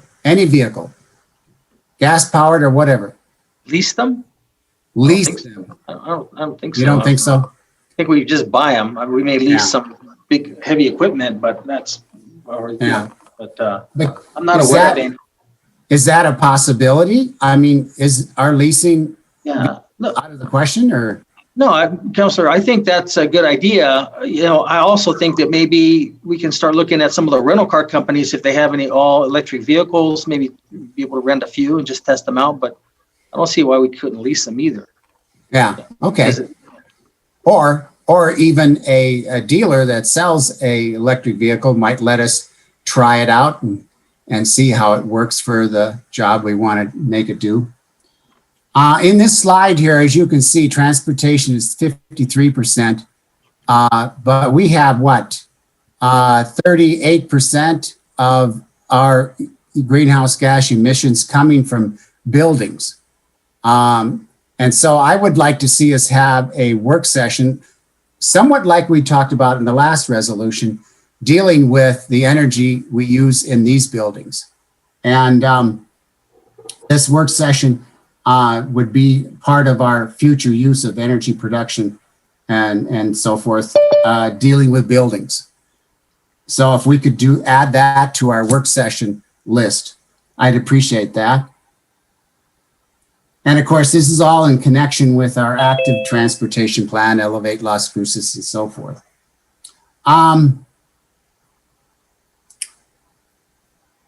So, and it's been mentioned in the past, and this is something to me clear, that the source of our electricity for electric vehicles isn't totally fossil free as it is today.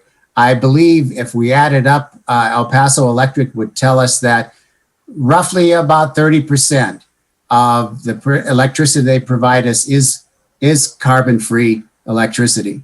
That includes our solar, wind, and as well as the nuclear over in Arizona. But they are going to, as we mentioned before, going to have to be 50% carbon-free by 2030. So in that case, I would like to make an amendment to this resolution. Let me get to the resolution. I have it on another page here.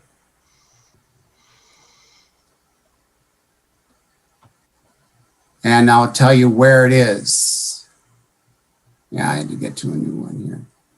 It's going to be in the third, now therefore that, where the city adopts an EV first fleet policy based on availability and life cycle costs to accelerate the transition of the municipal fleet to zero emission vehicles as quickly as possible, with a minimum goal of 22% zero emission vehicles by 2030, as adopted in the city's climate action plan beginning in FY22.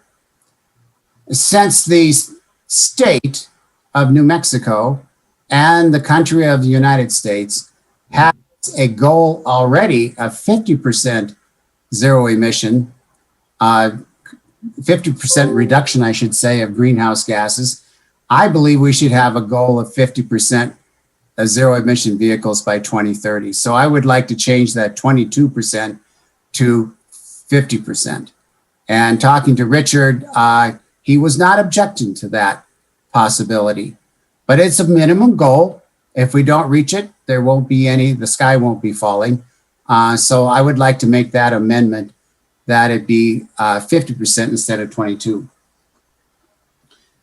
And also on slide number 5, if you could go to slide number 5, Lisa.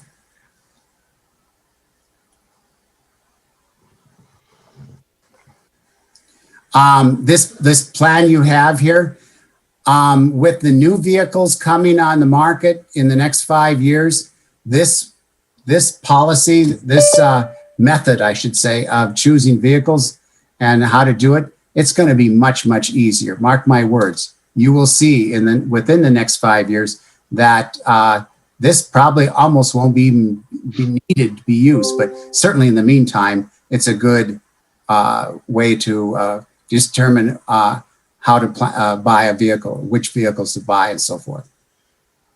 So with that, Mr. Mayor, I'll make a motion to amend that change from 22% to 50%.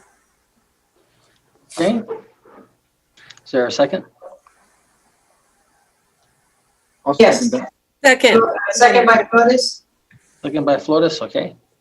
Motion made by Councilor Sorg, second by Councilor Flores on the amendment.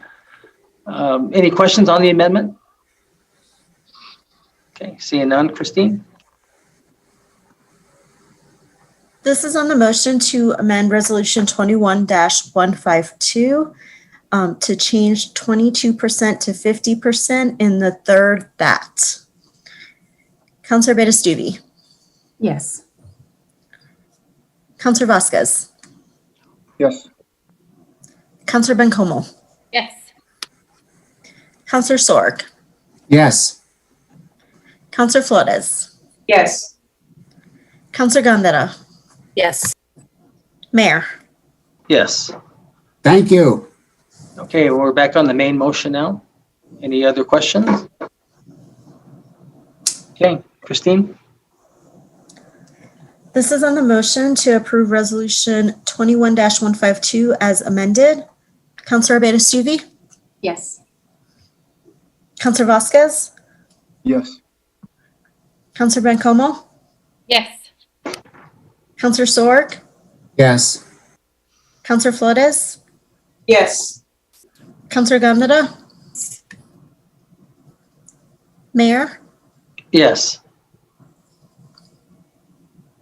Okay, did Councilor Gandera, Mayor Pro Tem Gandera say her vote? I heard didn't hear. I said yes. Oh, okay. I heard. It was very faint, but I heard it. Okay, good. All right, well, thank you very much on that. And all right, so now we're going to go on to item 8.4, Council Bill number 21-032. Move to approve. Second, Bencomo.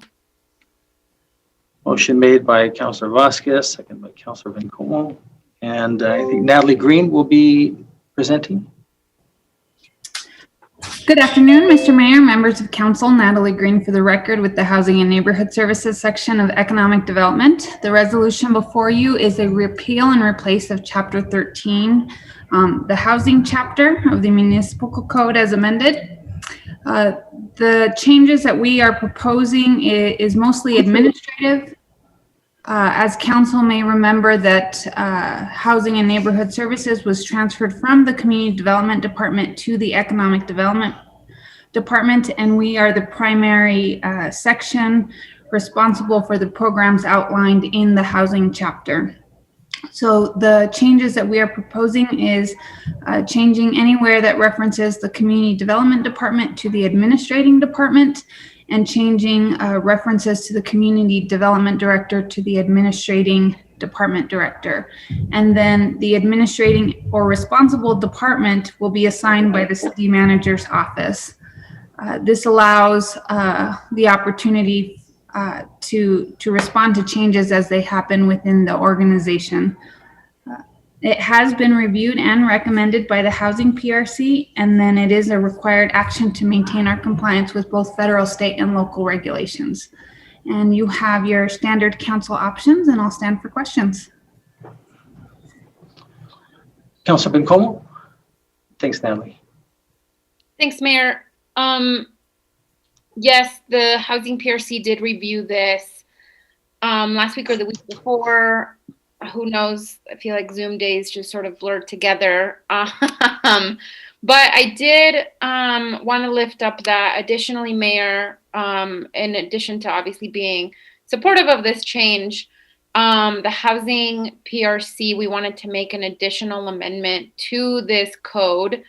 Now that I'm obviously thinking about it, though, given that it was not advertised, I'm not sure if we're able to, but because we are currently amending this code, I'd like to provide an additional amendment to section 13207 of the code. I'm not sure how you would like to.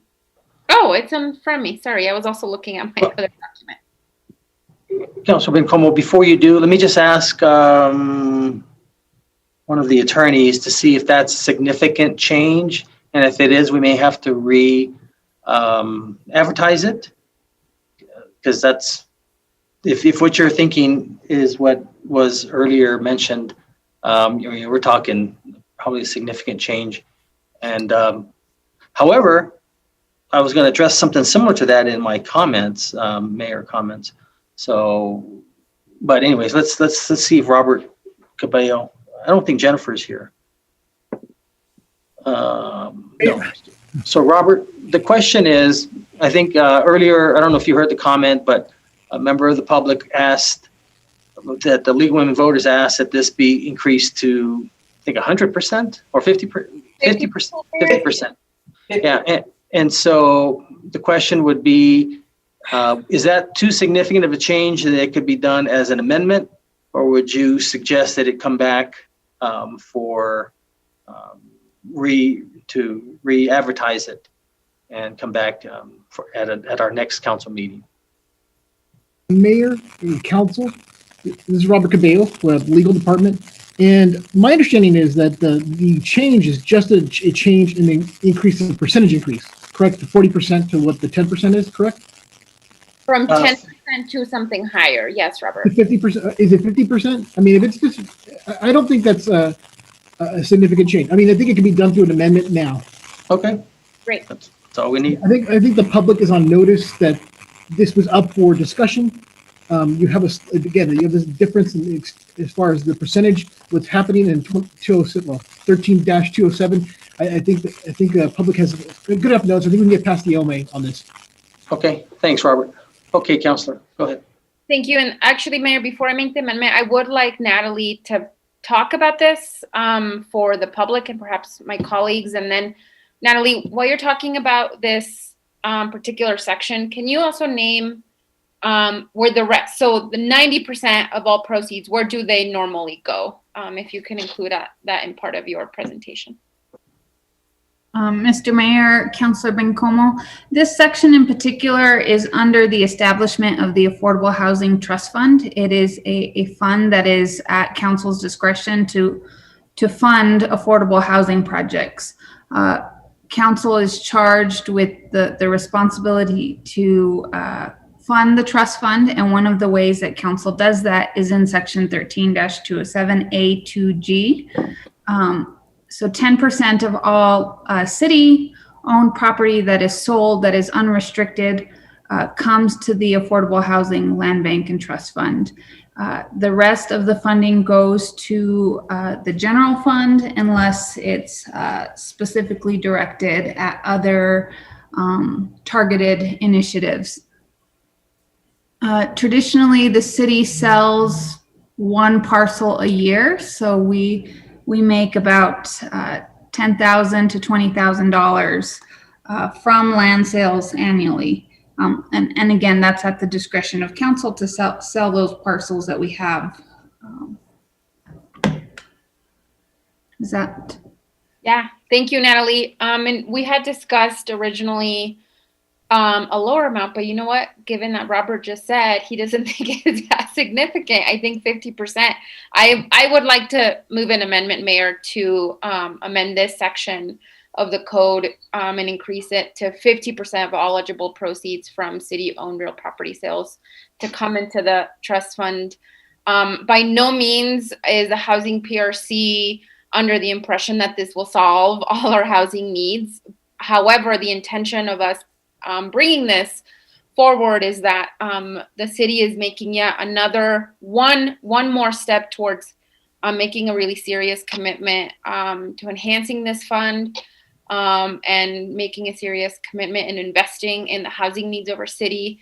And we know there are many tools for that, this just being one of them. And I think you will be hearing other recommendations from the housing PRC in terms of the Loman property, in terms of other streams, committed streams of funding that come into this fund. But for today, that is the amendment that I and the members of the housing PRC would like to make. Okay, so motion has been made. Is there a second? Second by Flores. Okay, second by Councilor Flores. It's been moved in second. Any questions on the amendment? Okay, seeing none. Christine? Yes, Mr. Mayor. Yes, Councilor Sword. I was a little slow. So take, for example, the Loman property. Oh, by the way, I do like this to start with, but there is a question I have. I believe we have the Loman property is, how should I say it, is required to pay back the cost of cleaning it up. So that would not be part of this, would it? Would it? Mr. Mayor, Councilor Sorg, so if it is a restricted or has restrictions on the original purchase, or in this instance, there's a requirement to pay back the funding to clean up the property, then that would be at the discretion of council to, we would not get the 10%. It would be through whatever sales resolution to provide that funding. But there has been instances where flood control property was sold and we did not get 10% of that sale. Okay. Well, wait a minute. Natalie, I'm not sure if I understand though. Yeah, but wait. Let's clarify that real quick. I didn't think we could use monies from a flood control project sales to be used for just housing. I could see it maybe being used for flood control in a housing development, but. Mr. Mayor, so if properties were purchased with restrictions or restricted funding sources that require repayment, then those I see what you're saying. Supersede this ordinance. Gotcha. Okay. Okay, yeah, that's what I thought. Thank you. Just checking to see if you're paying attention. Yes, very good. Thank you, Mayor. I'm good. Okay. Let's see. So motion second. Christine? Mayor, I have my hand up. I'm sorry. Oh, I'm sorry, Mayor Pro Tem. Yeah, thank you. I have a point of clarification from Councilor Sorg. Someone on council or staff would be able to answer if there's money or there's a dedication of cleaning up the property, and that whatever the sale of that property is goes into towards the cleaning of that property. Is that accurate? Can Delilah or somebody answer that? What was your question, Mayor Pro Tem? It's along the same lines as Councilor Sorg's. I mean, he made mention of the Loman property and cleaning that up. And if there was a stipulation, I got confused. Is there a stipulation or is there not? Oh, yeah, absolutely. Dr. Garcia charged us, I don't know, $4 million, told us to be prepared to pay about $4 million to clean it up, at least. Because he's using, Delilah can talk to that, but it's probably in that ballpark. He's pretty good at guessing how much it was. He said that, or we give him the whole land. So, Delilah, are you there?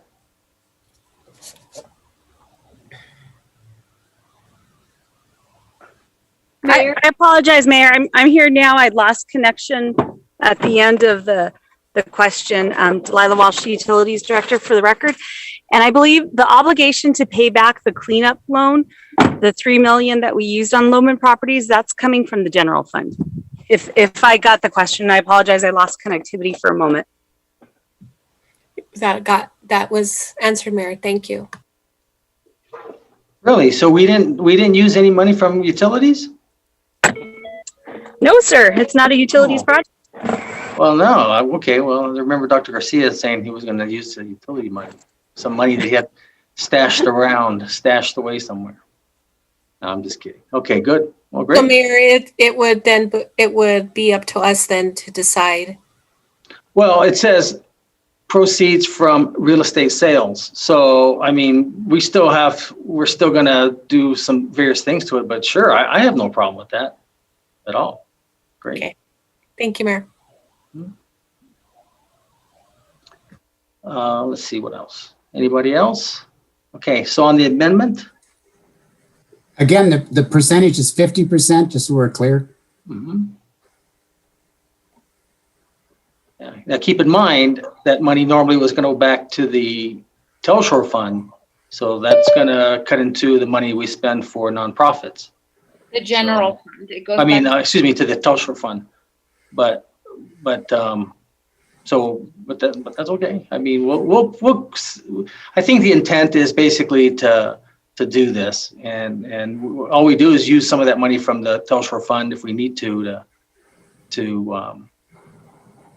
help our affordable housing. So I mean, it's usually one and the same. So it's just, I think it sets the tone for future councils that this is important. Okay, Christine. This is on the motion to amend Ordinance 2965, Section 13-207 A to G from 10% to 50%. Councilor Abeyta-Stuvey? Yes. Councilor Vasquez? Yes. Councilor Bencomo? Yes. Councilor Sorg? Yes. Councilor Flores? Yes. Councilor Gandara? Yes. Mayor? Yes. Okay, now we're back on the main motion. Any questions? No? Okay. Christine? This is on the motion to approve Ordinance 2965 as amended. Councilor Abeyta-Stuvey? Yes. Councilor Vasquez? Yes. Councilor Bencomo? Yes. Councilor Sorg? Yes. Councilor Flores? Yes. Councilor Gandara? Yes. Mayor? Yes. Okay, so now we're going to go to board appointments, and we have one here, the Utility Customer Advisory Group, appointing Elizabeth Bardwell to this group. I need a motion and a second, please. Move to approve, Bencomo. Second, Gandara. A motion made by Councilor Bencomo, second by Mayor Pro Tem Gandara. Christine? This is on the motion to appoint Elizabeth Bardwell to the UCAG. Councilor Abeyta-Stuvey? Yes. Councilor Vasquez? Yes. Councilor Bencomo? Yes. Councilor Sorg? Yes. Councilor Flores? Yes. Councilor Gandara? Yes. Mayor? Yes. Okay, now we go to notice of proposed ordinances. There be no public discussion. Councilor may ask staff for clarification on the proposed ordinance. First one is 10.1, Council Bill number 21-034, ordinance number 2967.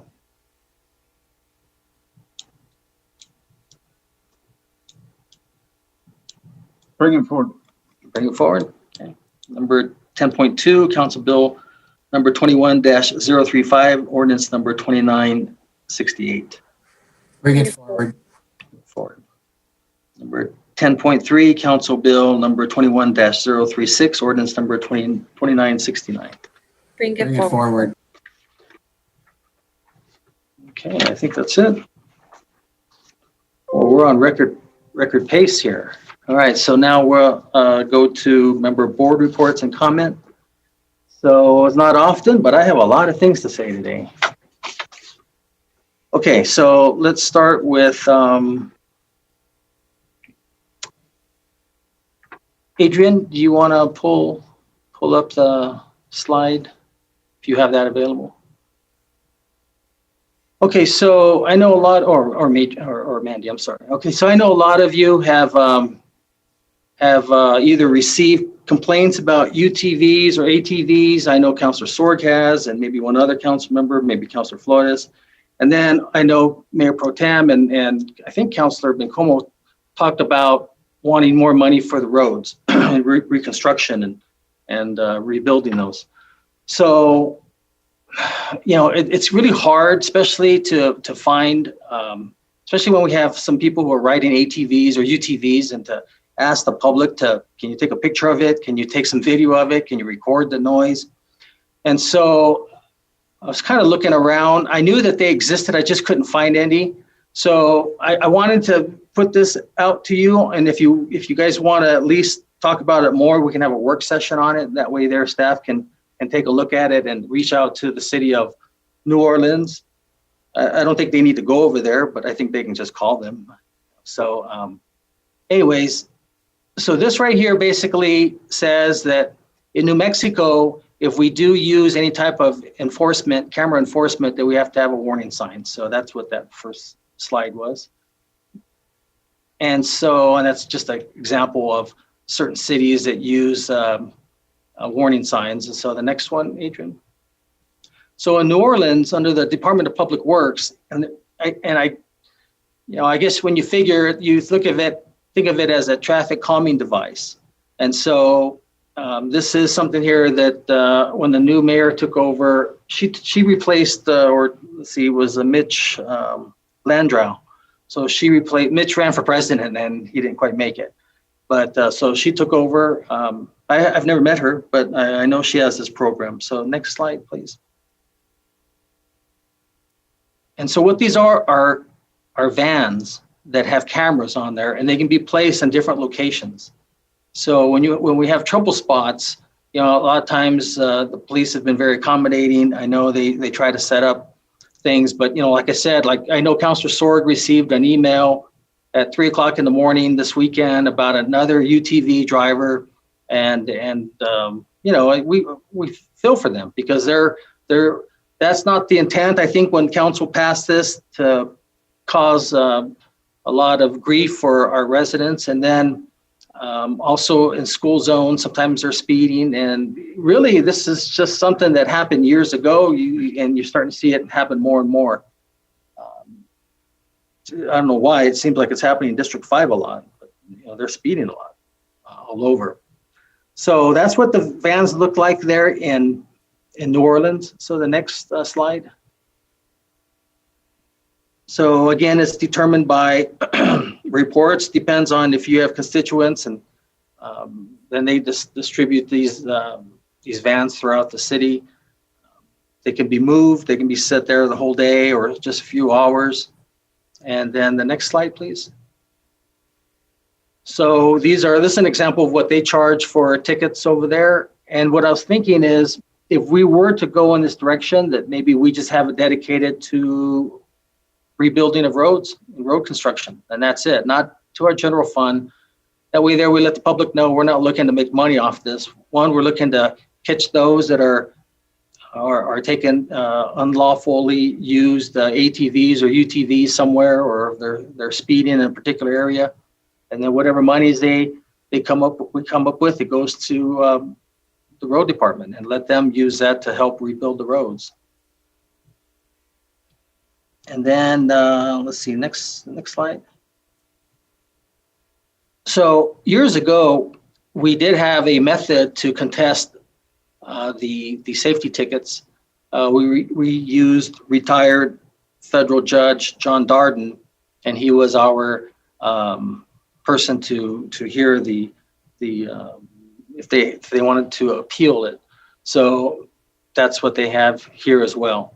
So I just wanted to present that and see if that's something you guys would like for staff to look into it a little bit more, and then bring back some more information to council, and maybe have a work session on it if that's something, because I don't know what else to do. I mean, we can't, they're just constantly going different parts in the city.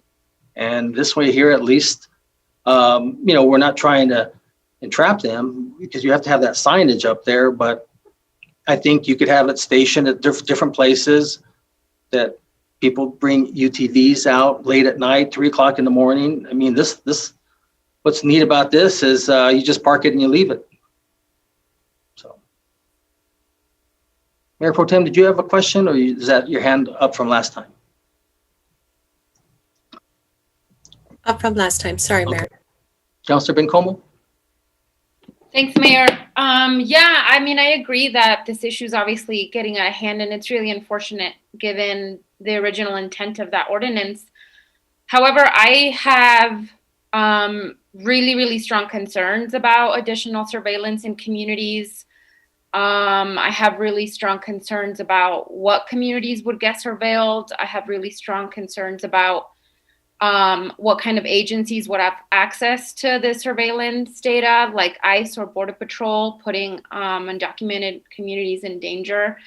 I do think it's important. I actually do highly recommend that staff do research out of New Orleans, because this is where I'm getting all of these concerns, is that I know that social justice advocates out of New Orleans had there was some pretty significant problems around equity with these kinds of cameras in the city, and they were highly criticized by many. So I think it's important that we do our research and not cause, in the attempt to solve one problem, we cause a much larger problem for another set of folks in our city.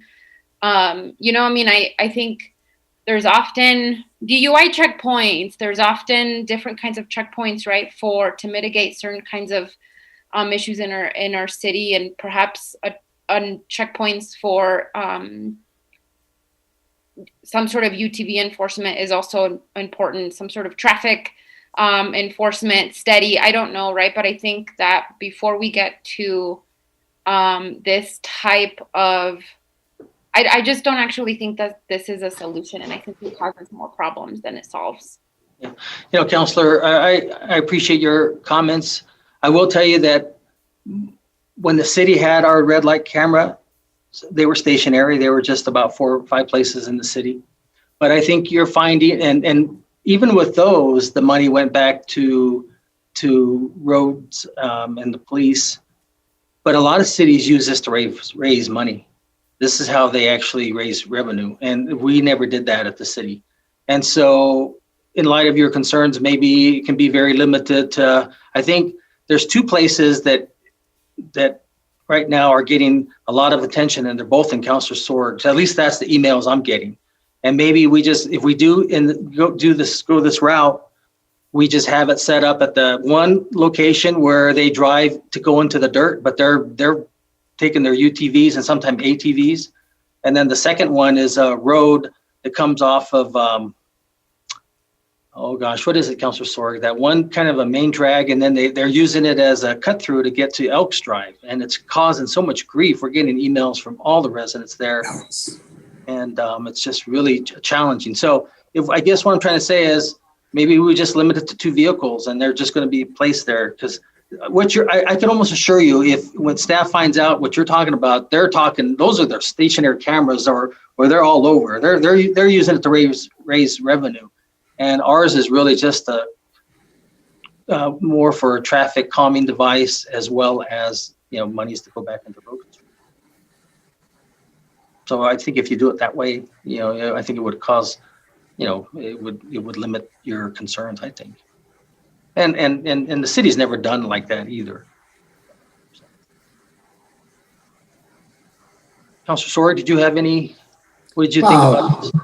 I don't know which place you're talking about, Elks Drive, but it was all out there on the East Mesa. There's an extension of Settlers Pass Street that goes what's called Longview. It's just a dirt road. There was some complaints there about speeding, but also I think noise too. But no, I think this is a good idea. I think that we can fix it so that it's only being used for this one purpose, no other purpose whatsoever. And I share Councilor Bencomo's concern about this. Yeah, we don't want that to happen at all. And But I think this could be quite useful because, you know, our police force can't be everywhere, and this would help us. I recommend putting several signs up saying there is video being taken, even though we don't take video in all the places. That's just, it warns people, they don't know where it's coming from. And so I think we would see a great improvement out there on the East Mesa. Monte Sombra. Remember, I get emails. You're copied on them. In fact, they go to you and they copy me. So that's a different situation. Yeah, it's non-ATVs and UTVs. No, this is speeding. Just speeding. Yeah, down the street. Right. Yeah, I mean they're coming, but I could see why they're coming off that road because if they use that one, they go right to Elks. No, so, not Elks. McGuffey. But but they're coming off of McGuffey to turn onto this, so they can go onto Elks. It sure looks like. No, that's McGuffey's on one end of the street, and Sonoma Ranch Boulevard's on the other end. Okay, well, there was one road that I saw, and it seems like it's just in your district. That's it. That's there. You're not encouraging them to speed, are you? Oh, of course not. So they sure like the speed in your district a lot. Okay, looks like street is a problem. No, yes. Councilor, well, again, this would just be let staff look at it, come back and see, if it could be used, if that's something that would be, likely, and then we'd have to vote on it still. Sure. Councilor Vasquez, you have a question or a comment? Thank you, Mayor. Yeah, I just wanted to respond since you're soliciting input here on the UTV issue, and I know you and I worked on this a little bit. I think it's time perhaps to bring the UTV community back to the table to help us find a solution to some of these issues, because I agree with you that we have had a significant amount of problems since this ordinance was enacted as it relates to public safety and public complaints. And just from my personal experience and anecdotal experience, I can tell you that it is an issue. And I think I would love to find creative solutions with the UTV community. Those same folks who showed up and asked us to support this legislation, I think should be part of coming up with a solution. And if they're not willing to, or if they can't, help us come up with a solution, because there are responsible users, then we should think about repealing this ordinance. I think that's an easier, less expensive solution. Just to be honest with you, right? Because it has created some issues. I walk my dog regularly in the desert and have just seen just an enormous amount of trash in the desert from folks who are in the UTVs in particular, because there's stuff in there. There's no logical way people could be carrying out to the desert, 6 packs or whatever, 12 packs full of beer that are 2 miles out from the street. Those are being thrown out of UTVs, and in addition to just so much more litter in the desert that I'm seeing. And I know there was an increase in sales from UTVs during the COVID time, right? Because people wanted a release and an ability to go outdoors. But it is causing an issue. Our police department has mentioned they're not prioritizing the enforcement, right, of UTVs, or haven't in the past either, because there's higher priority crimes. And so the enforcement piece of this is really tough. So I would say that that's potentially a solution, Mayor. And I think, would love to bring the UTV community back for maybe a work session to see, hey, if you guys are out for responsible use, help us make sure people aren't speeding, people aren't driving down in the river, which I continue to see as well in the actual river bed.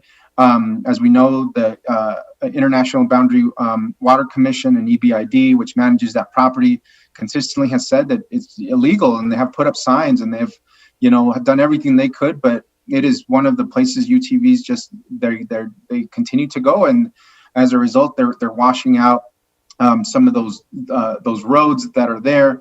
In fact, I believe the EBID just denied a permit to the town of Mesilla to finish that recreational trail on Calle del Norte, because the neighbors had complained about so much traffic on the laterals there that they didn't want to encourage more of that use. And so, maybe I would say let's and definitely look at this as a possibility, but would want to bring that community of users back to help us find a solution. Maybe when staff brings back their findings, we can invite the UTV people and let them know, you know what? And then because by that time we'll also have, remember they're supposed to have a sticker of some sort. And so, you know, it would just take a picture of the license plate and if there's a sticker. So I think, you know, something to at least look at, you know, not saying we're going to do it, but at least look into it. And like I said, but I forgot about that. That's right. I did get a few emails in Councilor Bencomo's district about them going on the trails and messing things up. So, you know, I'll tell you, when we had those cameras before, it sure brought speeding down a lot, red light running, and it's only a civil issue. It's not a criminal issue. It's something there. It doesn't go on your driving record. It doesn't make your insurance go up, anything like that. It's just, and I think this study says about 80% of them pay the fine. You know, so. Yeah, and it won't be used for what you're talking about, Councilor Bencomo, really. We understand that.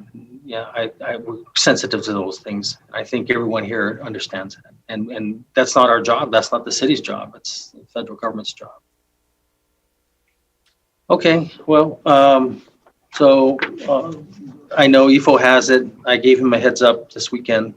And okay, the second thing is, I don't know if you all know that when El Paso Electric was purchased, they put aside $1 million a year for 20 years to be used by the community for, and the city to be used for economic development. And so what I was thinking was, and we can have a work session on this as well, is that especially when they develop the El Paseo corridor and you have all those different areas that are kind of lighted and a lot of them are parking lots, that perhaps we can maybe look at working with a public-private partnership with developers to build some affordable housing. And, you know, in a way, that's business. And we might be able to use some of that money as seed money to help launch this. And then that way that would help with affordable housing along that area. And then when you bring people there, then it kind of reinvigorates the business community along that area. So is that something you'd be willing to have a work session on? And since we're talking about work sessions, Councilor Sword, I think you asked about a work session with the city to look at city buildings, the energy use. Is that what you said earlier, in our discussions? Yeah. Excuse me. Absolutely, yes. Our buildings that we have, we want to make sure they're efficient, of course, but all the other possibilities of conservation of energy and water, those are two main things. And yeah, we need to do more in those areas. And I would like to see us do more. Now, Councilor, is this in addition to what Johnson Controls did? Recall that they went to various buildings, they looked at them, they looked at what could they do to make them a little bit more energy efficient, and then that's when they bought all that extra equipment to replace whether it's an air conditioning units or heating units, and then they guaranteed us that they're going to save us so much a month or a year, and they're going to write a check for whatever they don't save us. So using that as a basis. What additional things would you want the city to look at? It's in the planning of the buildings we build. Okay. That's the kind of thing. So like, for example, our swimming pool, right. Make sure that that's at least solar ready. Is that yes. what you're thinking? Okay. And let's have a plan to put solar on it as soon as possible too. Yeah. And maybe water conservation. Maybe what we can also do is talk about the third party agreements, because that's really a good way to, because for those members of council who may not be familiar with third-party agreements, basically what that does is the legislature passed a rule that allowed interested parties to actually purchase equipment. They get the tax break because the city doesn't file a tax return. So let's say Gil has a company, I know, let's say, you know, you're not Councilor, but you have a company and you have all this money and you buy this equipment. Well, he can take it 30% off his credit off his tax return. The city can't. We don't file a tax return. So he gets that benefit. Then then he buys the equipment, lowers our electric bill. The money that we save, that's how we turn around and pay him. And then we usually have quite a bit of a net savings. So we don't really have to front any money. And this is why if we use third-party agreements, we might be able to put more solar on various things. And so using the swimming pool as an example, at the very minimum, we need to have it at least ready in case we do a third-party agreement and then they buy the equipment for the solar. So that's what you want to look at. So this isn't necessarily what Johnson Controls is looking at. You're talking about more in detail. Yeah, exactly. Well described. Okay, good. Okay, so the third thing is, and I put a text out to Rico to see what our percent was. Maybe someone in staff can tell me. So right now, we have a franchise fee with El Paso Electric. And I think it's 2%. And it may be the maximum we can go is 3%. And so what I was thinking, if we could somehow look at possibly raise the percent from 2 to 3, okay? Now I know that's just a pass through. That means that they're going to turn around and bill the end user, the resident. I figure it's going to be about $1.50 a month more. It's going to bring in about 50,000 additional revenues. But if we dedicate it, oh, here he just texted me. Yeah, it is 2%. And we can go as high as 4. Okay, so I was just thinking 1%. And so that money, if we use that money for some of our residents in the older parts of the city for weather stripping and being able to maybe help get those a little bit more energy efficient, it would probably save them $20 or $30 a month. And so in a way we're helping, by contributing, it's more of a team effort and we help some of the older homes get a little bit more energy efficient and go from there. And, I think that would, when you do that, plus if you do the community solar, that could help some of our residents maybe save an extra $50, $60 a month on electric bills. So if you're okay with all those, I'll get with staff and with EFO so we could eventually schedule work sessions on these so we can go into more discussion into how it would work. Okay. And one last one. Does anyone want to trade me on the quality of life PRC? I don't know if that's really my, I don't think I contribute much to that PRC. I think Councilor Beta-Stuvey does a great job as chairwoman of it, and Councilor Vasquez, but I don't think I contribute anything like that to that. And if anyone wants to trade, I'll be more than happy to trade anything. We're on a trip to Hawaii or something. Just kidding. Well, think about it, okay? Okay, well, that's all I've got. So, Mayor Pro Tem. Thanks, Mayor. It's been a busy 2 weeks for me, and I'll try to be really concise about the various things that I've participated in. One was I attended NALEO, the National Association for Latino Elected Officials, put a webinar together for the next, they're calling it PPP 2.0.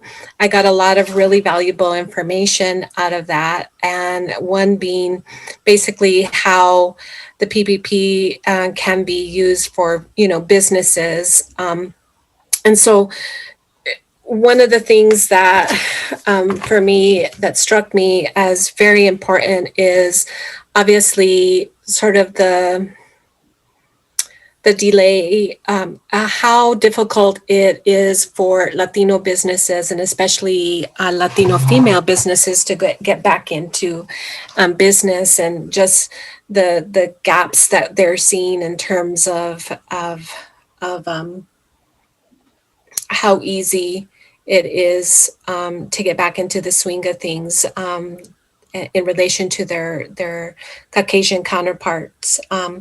And so one of the things, well, they had a presenter from Wells Fargo, and they spoke very specific to the number of funds available, technical assistance. And one of the things that they will be doing is sometime in April, releasing the next set of funding. And they mention Chicano por la Causa, who's a very active group in Arizona, Nevada, California, and who has at different times wanted to come into the city to help. And so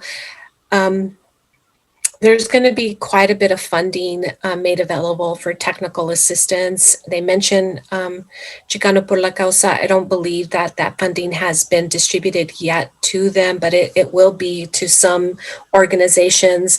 And I realize that we probably don't have a lot of relationships or with them. And so I did reach out to them and had a meeting and went through EFO and invited Dr. Martinez, and she was able to sit in on that. And it was a great conversation about just being able to share with other organizations in terms of how they're helping businesses, all businesses, and specifically Latino-led businesses.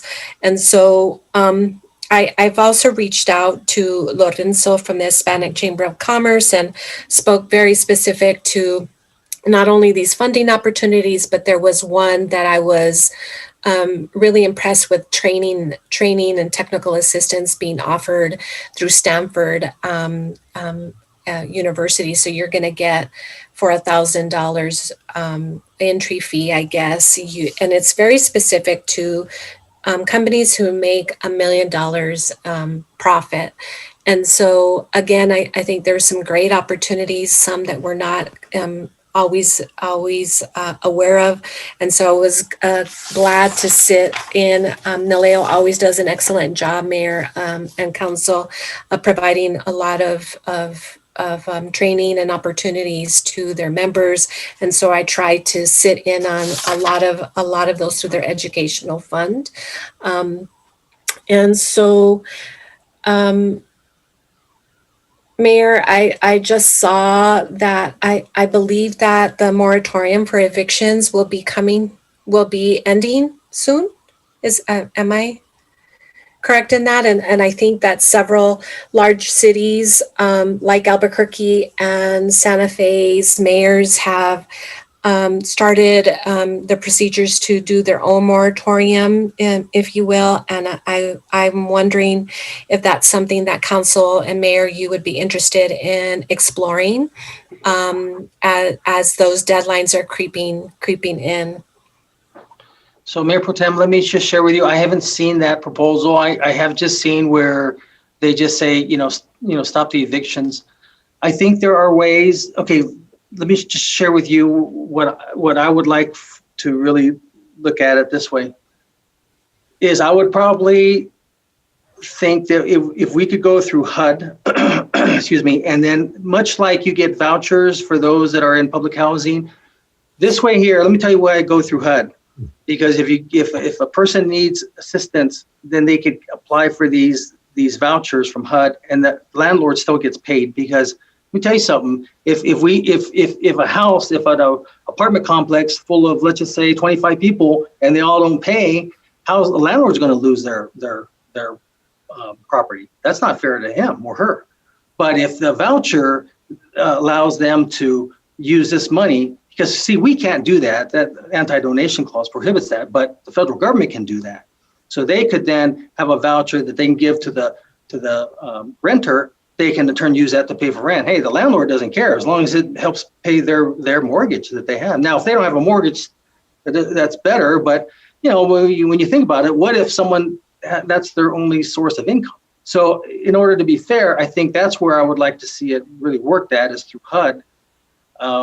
I don't even know who the HUD secretary is. I used to have friends in HUD before, but I don't anymore. I just have Mayor Walsh at the labor secretary and Buttigieg as transportation, but that's it. I don't know who the HUD secretary is, but that's where I think that it needs to go, personally. That rather than just extending it, because the landlord has to pay bills too. But to be fair, that both sides, I think that the voucher part would be good. Does that make sense? I appreciate the feedback, Mayor, and I agree that And it already is happening through Mortgage Authority, right? They're getting that funding. We got some of that funding. That funding, Mortgage Finance Authority was managing that funding to be able to use those sorts of funds, right, for folks who were behind in their rent.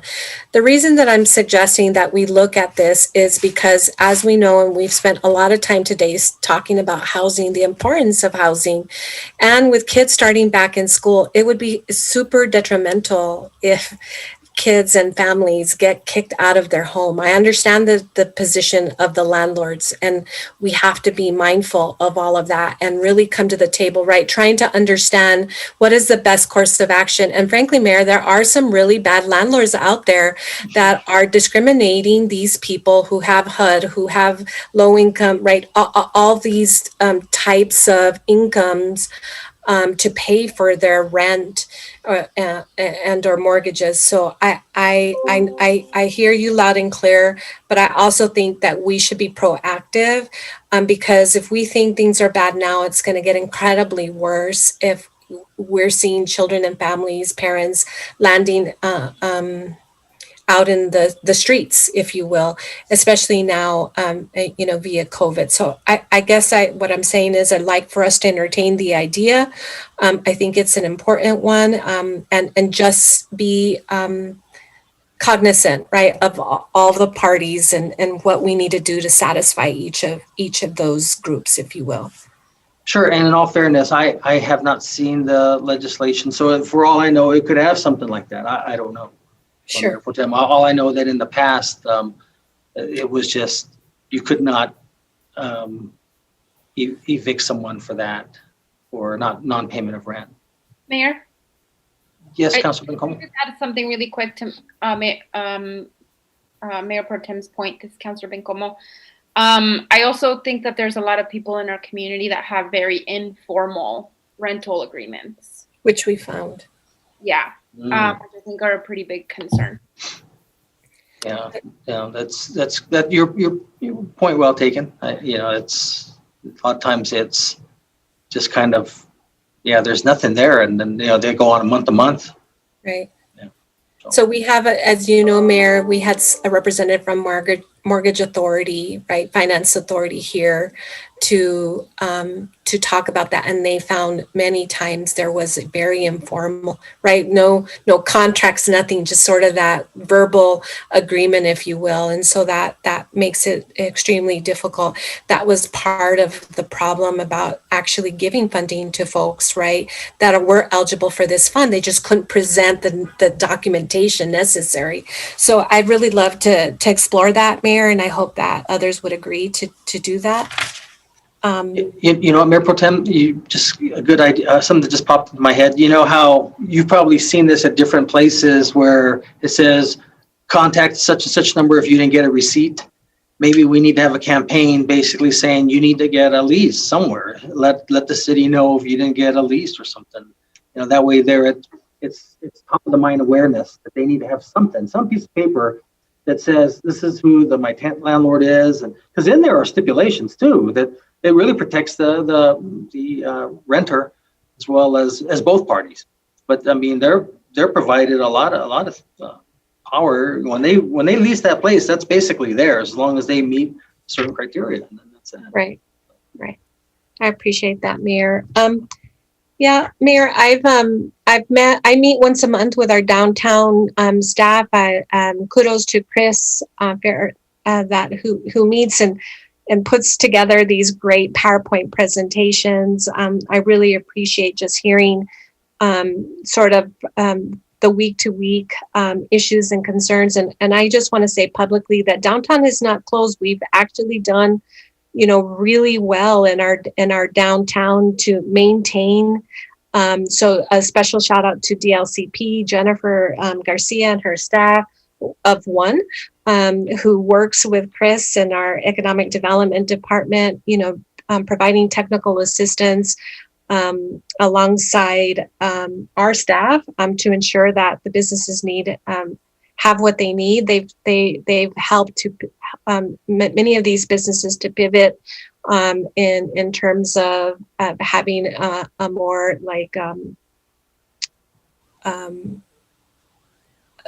sort of a website, if you will, to sell their product and that kind of thing. And there's some really exciting things in the horizon. And some will be presented at our TID meeting, and others in terms of housing, prospective housing in 2022 in the downtown area, the renovating of the bathrooms. Councilor Vasquez, you'll be very happy to hear that they will make the bathrooms larger. You'll get a more detailed presentation when they come to council soon. There, as many of you know, there was some issues with the pipe, the water and such at La Placita. I've received several complaints about what's happening there, and they're working with the artist, right, to rehab that, and the artist is asking for, things like 1,000 square foot to restore the art there. So it includes an open and closed version of a facility to meet the restoration. In those meetings, we have law enforcement there, and some of the discussion is about our homeless population and what's happening there. And we always address that in a very compassionate way. I think hiring a social worker very specifically to address that for staff at all the various departments is going to be super helpful.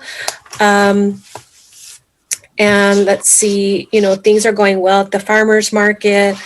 And I'm happy to report that as well. Mayor, I hope that we'll all agree that it's important to have a work session specific, or a briefing, if you will, in regards to the Arctic storm and what that means. And I want to go ahead and say that again. I think it's important that we try as best we can to educate the public in relation to what that means to the public and our bills.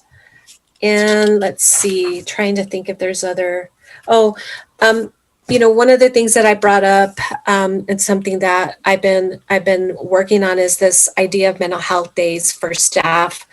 It did come, my student, Zach Macy, has been working on this. It did come back at one of our meetings that it would probably cost $300,000 to have a 1 day of a mental health day for each of our staff. Some may think that that's costly. Some may think that it's important to move through. So we will continue to, Councilor Stuvi Flores and I will continue to bat around the idea in relation to mental health days. Maybe it means an hour, a couple of hours. Maybe it means having sort of the overall goal to provide a safe workplace, both physically and behavioral health.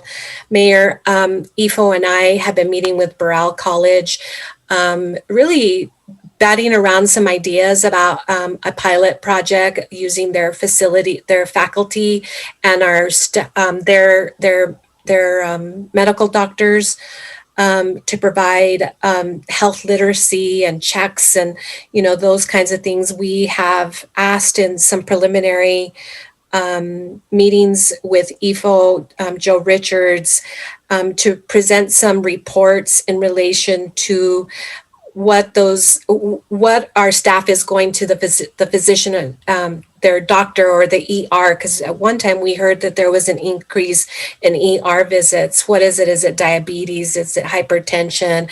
Is it depression, anxiety, those kinds of things? And then I'd like to explore with that kind of overarching goal, looking at the possibilities of exercise time, safe spaces to come and debrief, but not just for police, because there's some discussions and they're working towards putting those kind of safe spaces together. But I'm saying for the remainder of the staff, and so I've I really believe in this, and I think it's important that not only that I'm promoting this externally with things like the mental health screening tools on our COVID website, those kinds of things, but that we're embracing that internally and providing the best space or workspace for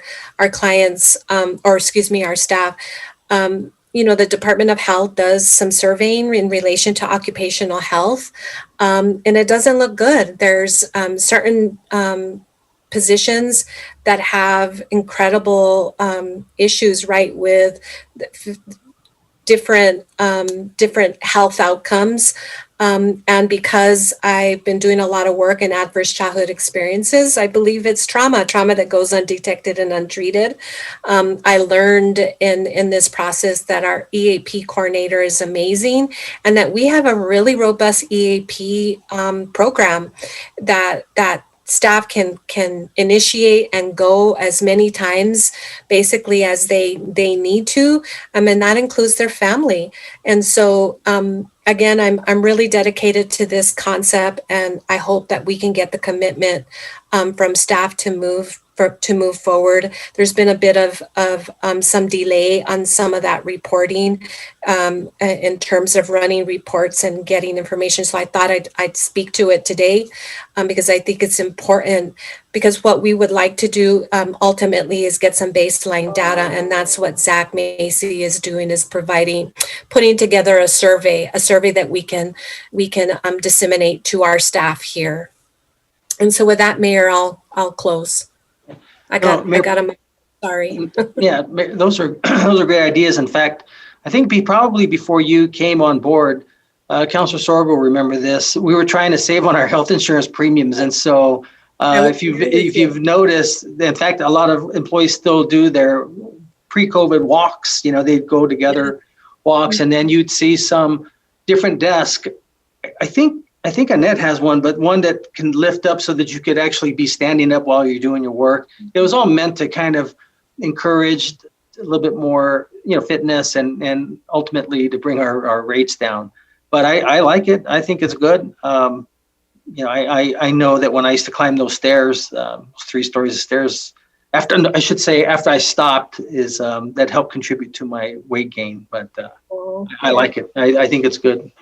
See what we can do to get going on that. And so super excited, Mayor, about this possible partnership with Burrell College. They're really interested, and you could tell Aoife was super excited about the conversation.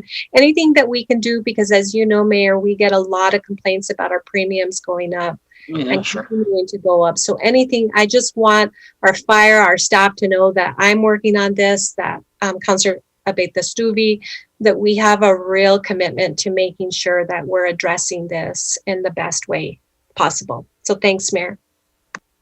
Okay. I just got no, never mind. Okay, let's see who's next. Councilor Flores. Yes, thank you, Mayor. And just to add or to amplify a little bit on what Mayor Pro Tem just presented on the like giving the mental health day, that might bring premiums down. Just, that might help, we're taking some affirmative steps to bring down stress in the workplace. So, but I'm toast. I have nothing else to say except to support everything Mayor Pro Tem just said. Thank you. About the mental health for employees, staff. Thank you, Mr. Mayor. Okay, thank you. Councilor Sorg. Thank you, Mr. Mayor. I thank the Mayor Pro Tem for all she does that in these areas that she talks about, of course. Just to continue the affordable housing, or as some call it, workforce housing, that we were talking about, I wanted to have us somehow be ready in case the federal government's infrastructure bill gets passed, to have like shovel-ready projects, perhaps, maybe not, that I know money will be available if it gets passed the way it's supposed to. It may lose that part of it, but anyway, that's what I wanted to mention. And also, last night I saw where two places, Ford Foundation is changing where they give their money. They're giving their money in grants to nonprofits that are building affordable housing. So hopefully our nonprofits in the area can grab some of that money and we can have some more affordable housing that way. And I'm not sure, but I think it was Jeff Bezos that also said he was going to take some of his millions anyway, for affordable housing too. So there's nice little things to look forward to in the future. Thank you, Mayor. You know, it just dawned on me. I wonder if council would want to have a resolution sent to El Paso and El Paso County asking them to pass a resolution to, okay, let me back up. So remember the ARA money that back in 2006, 2007, the reason why, for those of you, well, you all probably know this, but members of the public, why we have a 3-lane road from here and it stops in Anthony, Texas, and then it goes to 2-lane, is because when that ARA money was passed, both El Paso and Las Cruces, we basically said, hey, let's build a 6-lane road, you know, so, I mean, so the 3 lanes going and coming instead of 2 lanes because of the traffic.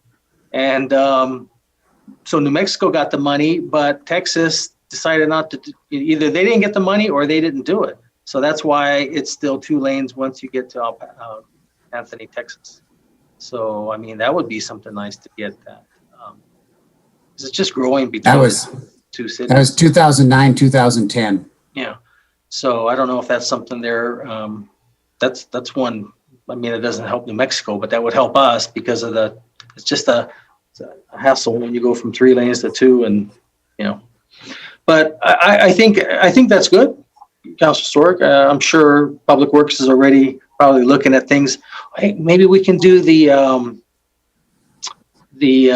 bridge, extend Madrid to the other side of to give us another east-west arterial through the city. Go underneath the dam. Oh no. Go over the dam? I don't know about that.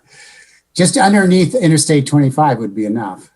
Well, yeah, but we're not gonna end up on Telshore. We probably need to end up on Roadrunner Parkway. That's when I said go under the dam. Oh. Yeah, that's about a $40-50 million project. What's that? Go under the dam? Is that well, or go over the dam. I mean, I don't think the Bureau of Reclamation would agree to a hole in the dam. Well, we wouldn't put a hole in the dam. We go underneath it. And it's not even used. That's why they let us use it for recreation. That, and I saw the actual document that was done, believe it or not, in case Elephant Butte, the studies that I saw was that dam was placed to prevent flooding. If Elephant Butte was to break, that water would theoretically reach all the way over here and it could cause damage to the city. That's why that dam was built. Well, 1, that's not going to happen, and 2, we have more things in place now to prevent that. And that's why the Corps of Engineers let the city have access to building the things we do on it. You know, when it's not the only water it collects is when it rains. So I really think it's, and I'm just saying going underneath the dam. Yep. That's all. Yep. Yeah, Oh. and another. Let's see what the engineers say. Yeah. Okay. Well, that would be a project. Yeah, I agree. Okay. Thank you. That was Councilor Flores giving the affirmative. So now we go to, you're done, Councilor Sorg? Yes, I am. Oh, okay. Councilor Bencomo? Thank you, Mayor. Speaking of more federal money, I was glad to hear that council should be expecting a 1-pager from Leanne on the American Rescue Plan funds. Knowing and understanding that the city will be receiving $23.75 million. I've been attending some National League of Cities workshops on this because I've wanted to really understand what this means for us. It's a pretty good chunk of change. And so really with some pretty fundamental goals to cut childhood poverty, alleviate local governments and support us to recover, cut unemployment rates, create jobs, bring back some dignity and hope for people. And so I think it's also important that we are making a thorough assessment of our priorities as local government and an assessment of community needs before we sort of say, like, we're going to start spending this money here and there. I think it's important that we bring in community partners, that this process is public and transparent, and that it's really getting at these goals that the federal government has set forth and ensuring that we are prioritizing families that were mostly impacted and job creation and really, set a spark back in our economy. So I hope it's that we talk about this more than just through that one pager. I would love to hear from staff in terms of what they have planned, if there is a work session or what, because I think that this sort of assessment of government operations and community needs is really critical before we start spending $23 million. So I would love to hear, and I can wait for EFO's council comments if he wants to address that, but I would like to hear how we're going to plan for that. I really wanted to thank Officer Klimek for spearheading the cleanup event at Burn Lake. I don't know if you saw the press release, but they just cleaned up tons of trash. I unfortunately was not able to go as I was buying a wedding dress that day, so I wasn't able to make it. Some pretty important personal milestones over here. But I just really wanted to thank him and the crew that spearheaded that, and the 60 plus volunteers that showed up that day to clean up Burn Lake. I wanted to thank Natalie Green for taking me on a housing tour. We visited that great apartment complex that's going up in Councilor Vasquez's district. Really pretty incredible things happening in our city, and I'm really excited about more upcoming things and the vision that Natalie and her team have really sort of set out for housing in our communities, especially through the El Paseo Solano corridor. I wanted to also just give a huge shout out to the legislature. I think that this year was certainly really difficult legislature, but I think it was very fruitful. I'm excited about all the changes that came out, including legalizing cannabis with the great racial lens piece to the legislation. The liquor license legislation, I think, is huge for our city. Paid sick leave and community solar, and I think some pretty incredible things happened at this session that I really just want to commend our legislators for all the hard work they put in this year. Every year, but this year particularly felt pretty huge. And then lastly, I wanted to say that I attended the vaccine clinic last week and received my first Pfizer shot, which is funny because literally the day before or whatever, it was the week before, I wasn't sure if I was like, I am on the bottom of the list. I don't know when I'm going to get my vaccine, but 1C included. The 1C subgroup included all of us. So I was very happy. And I just have to say that it was the first event and it was by all means pretty flawless. Like they had a really good system down and I was very surprised and pleasantly surprised. And I just wanted to give a huge shout out to all of those people, the fire department and everyone that Mr. Enriquez named. Excited to go back April 20th to receive my second dose, but I did want to make a quick note to that for Mr. Enriquez and the rest of that team.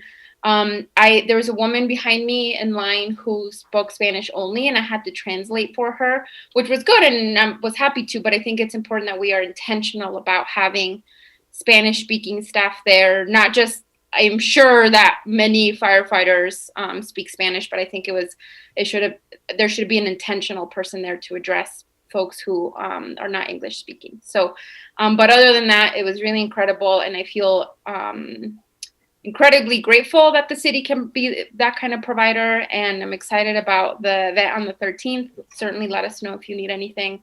I'm happy to support in any way. So thank you, Mayor. That's it for me. Good. And no side effects? You're good? My arm hurt pretty bad, but other than that, I was good. So we'll see what Maybe happens. no one took a picture. Maybe they could use it in some that type of a PR for the city. That and you Yes, can... Definitely. There's pictures of me and good. Info there as well. So yeah. Okay, good. Oh, IFO got it too? Yeah. All right, good. Don't want to go through that temporary CM anymore. Okay, Councilor Vasquez. Thank you, Mayor. Thank you. Yeah, so first I do have quite a few things here to talk about since we have so much time left.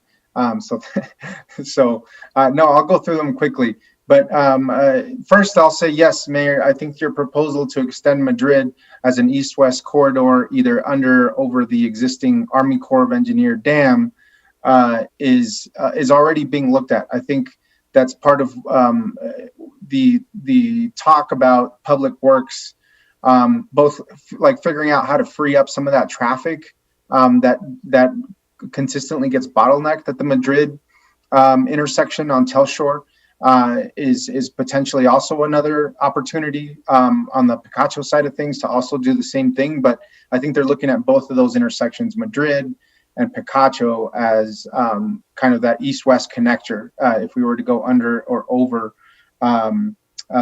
which I think is sorely needed, right? I mean, sometimes I go to these little towns in New Mexico, no offense to little towns, that have like 5 or 6 different freeway exits. And it's so much easier to get into every part of their little towns. And here we have like 3 major exits, and you have to drive around in loops to get to where you need to get. And I think, like, honestly, that is a climate actually issue, because imagine all the gas we're wasting, all the emissions we're wasting, not having an effective traffic system. So I fully support that. And then to also just echo Councilor Bencomo's comments, what a difference an election makes. And I will just say that because we have some really amazing dynamic state senators, including from our own district here. I'll name specifically Ms. Carrie Hamblin, who were the tiebreakers. They were the decision makers on a bunch of really important legislation that had also been bottlenecked. One that I'll mention now that's really important, and this is the cannabis legalization legislation. Obviously it was important enough for the governor to call a special session because it was near the finish line at the end of the legislative session, but couldn't quite get there. But in 2 days, legislators were able to hammer out an agreement to both do this right and in terms of the social justice pieces of that restorative act of making sure that people who had been convicted of these low-level cannabis crimes or marijuana crimes would be able to be expunged, but also leaving a lot of opportunity for our local producers on the table, local small businesses. I got a call from folks in Sunland Park last week that wanted to figure out what Las Cruces was doing on cannabis legalization. And I said, you know what? We're not doing enough. We haven't talked about this enough. It's a taboo issue. I get it.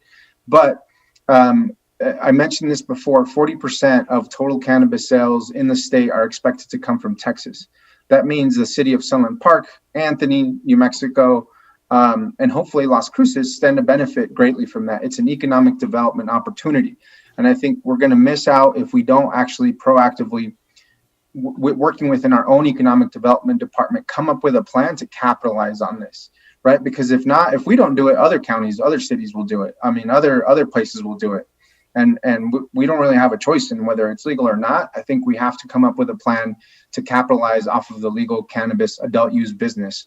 And that means being able to, as a city, proactively set where we want cannabis businesses to be, both retail, but also things like lounges, certain hotels that are going to be able to also have certain wings of their establishments if they choose to do so. where this type of activity is legal. And I say that because I think the estimate is around 33,000 jobs or something like that in the state. 40% of that, right, in our area. And this is one of the biggest economic development opportunities that we have. And I don't want us to miss the ball on this. And so I would strongly suggest that our economic development department starts coming up with a plan so that when sales are able to first be made, I think, or right around this time next year, that we are set up that to profit from this, that we have both the jobs and that we have the right zoning and that we have these businesses in the right place that we as a community would like to designate them to be, right?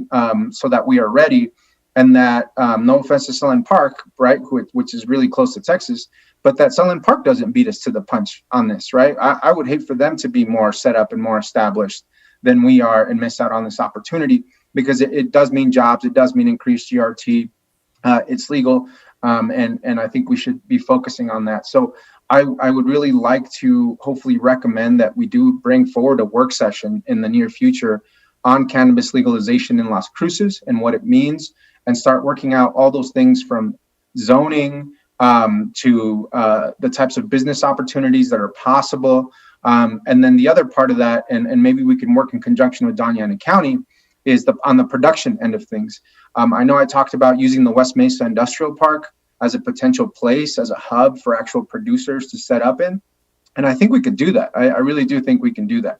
I mean, if we were to market our industrial park as a place where new producers, where new growers could actually set up warehouses, I mean, that might be the best way to actually fill that space that the city has invested a lot of time and years into. So I would just strongly suggest that. I hope my fellow councilors would agree with that.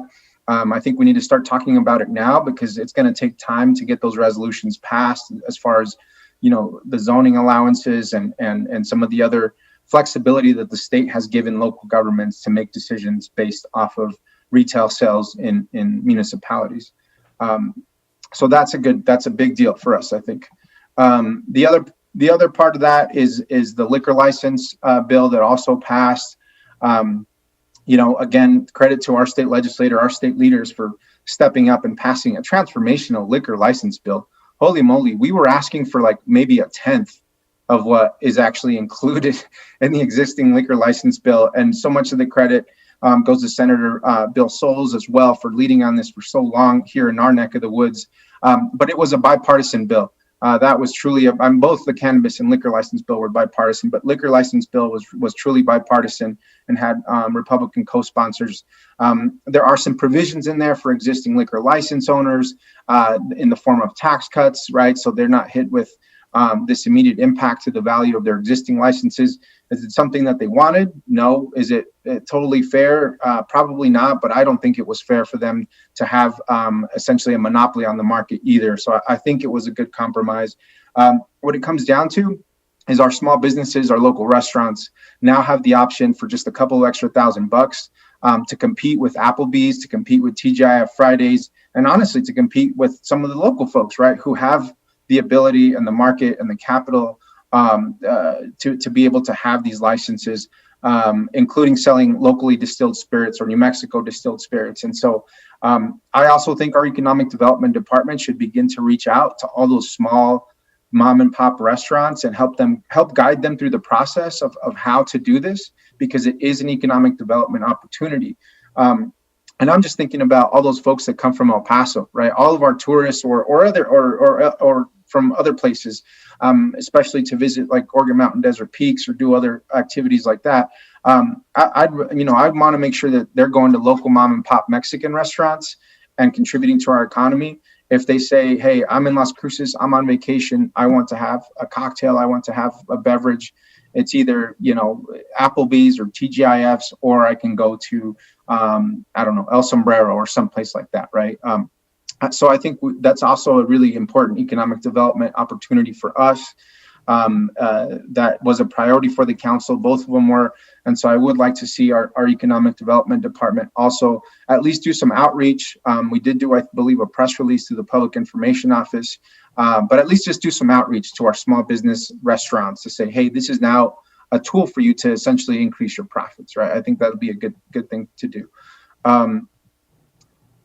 There's another piece here on economic development I also want to mention that's coming to a future work session. And this is something I've been talking about as well in terms of home-based businesses, right? And what changes the city could make to promote more home-based businesses, especially light retail in some of our, especially in some of our middle-class districts, right? In some of our middle-class neighborhoods. To make entrepreneurship more available to the working class, right? Not just folks who have access to a franchise or have access to capital, but Assistant City Manager Enriquez is working on a presentation to let us know what is currently legal for a home-based business to do in Las Cruces and what are some of the potentials for us to change so that folks in our neighborhoods, in our communities can establish more home-based businesses. And we talked about informal rents earlier, informal rent agreements. There's informal businesses all over the city. People making cakes for quinceañeras, people cutting hair in their garage, people fixing brakes and changing oil. You name it. There's somebody in your neighborhood usually that will help you out. But those are informal businesses that are not registered through the city, that are not registered and through the state. And obviously face some legal dangers if something were ever to go wrong with the product or service that they provide. And so we want to get those businesses on board, registered, contributing to the city, and on our tax rolls. And so I look forward to that presentation from Assistant City Manager Enriquez and his crew, so that we can figure out how we make business entrepreneurship more accessible to the working class from people working from home. So I'm excited about that. A couple more things here. So I sent an email to a select few folks earlier this week or last week asking for a work session on the McCard report, or asking for some type of public update on where we are with that. And so I just want to mention that as we have the full city council on board here today, that I just think we need an update on the results of the McCard report or where that's at currently. I don't want our constituents to think we've forgotten about this or that we are going to let this just kind of slip by quietly into the night. We are, I think, all actively, city council is actively all looking forward to the next steps and what happens with the results of the McCard report. And so hopefully we can get briefed on that soon. And so I just want to make that request as well publicly. Couple more things here. One is, I also have to give thanks to the state. I know as we had concerns about the COVID-19 vaccination rate equity in Doña Ana County, and Councilor Beta Stubbe and Flores, and Councilor Gandara and other folks had just a great push to make sure that we were getting our vaccine rates up. It seems like we did get a more proportional rate of vaccine distribution into Doña Ana County. So I want to make sure that we give credit where credit is due when things like that are corrected. And so hopefully we can follow up with the state, maybe in an informal or formal way, to say thank you for listening to us, right? To say thank you for taking our concerns into account and getting us the vaccines that we needed for our community. Because it does seem like those numbers are evening out now. And so thank you to our staff as well, in particular ACM Enriquez. So thank you. Let's see, two more quick things. Rio Grande, so the Rio Bravo. So we're not going to get, I think, water until June of this year, which is going to be one of the latest releases of irrigation water in our community in a long time. And we may only have it for 2 months based on this incredible drought that we are facing, both in the southern part of our state, but also in the northern part of our state, because we get the majority of our water from the snowpack in Colorado and northern New Mexico, which has been awful. But we have a real reckoning, I think, ahead of us, in that we will probably not have the levels of water in our river that we've had in past years if this trend continues. We are, in fact, south of Elephant Butte, down into the Rio Grande Valley of Texas, south of Van Horn. We're the only part of this entire river system that doesn't have water for the majority of the year. Taos has water, Santa Fe has water, Albuquerque usually has water. Northern Colorado has water. Del Rio, Texas has water. We don't have water because we have just the irrigation uses that we have for agricultural use of our water are so heavily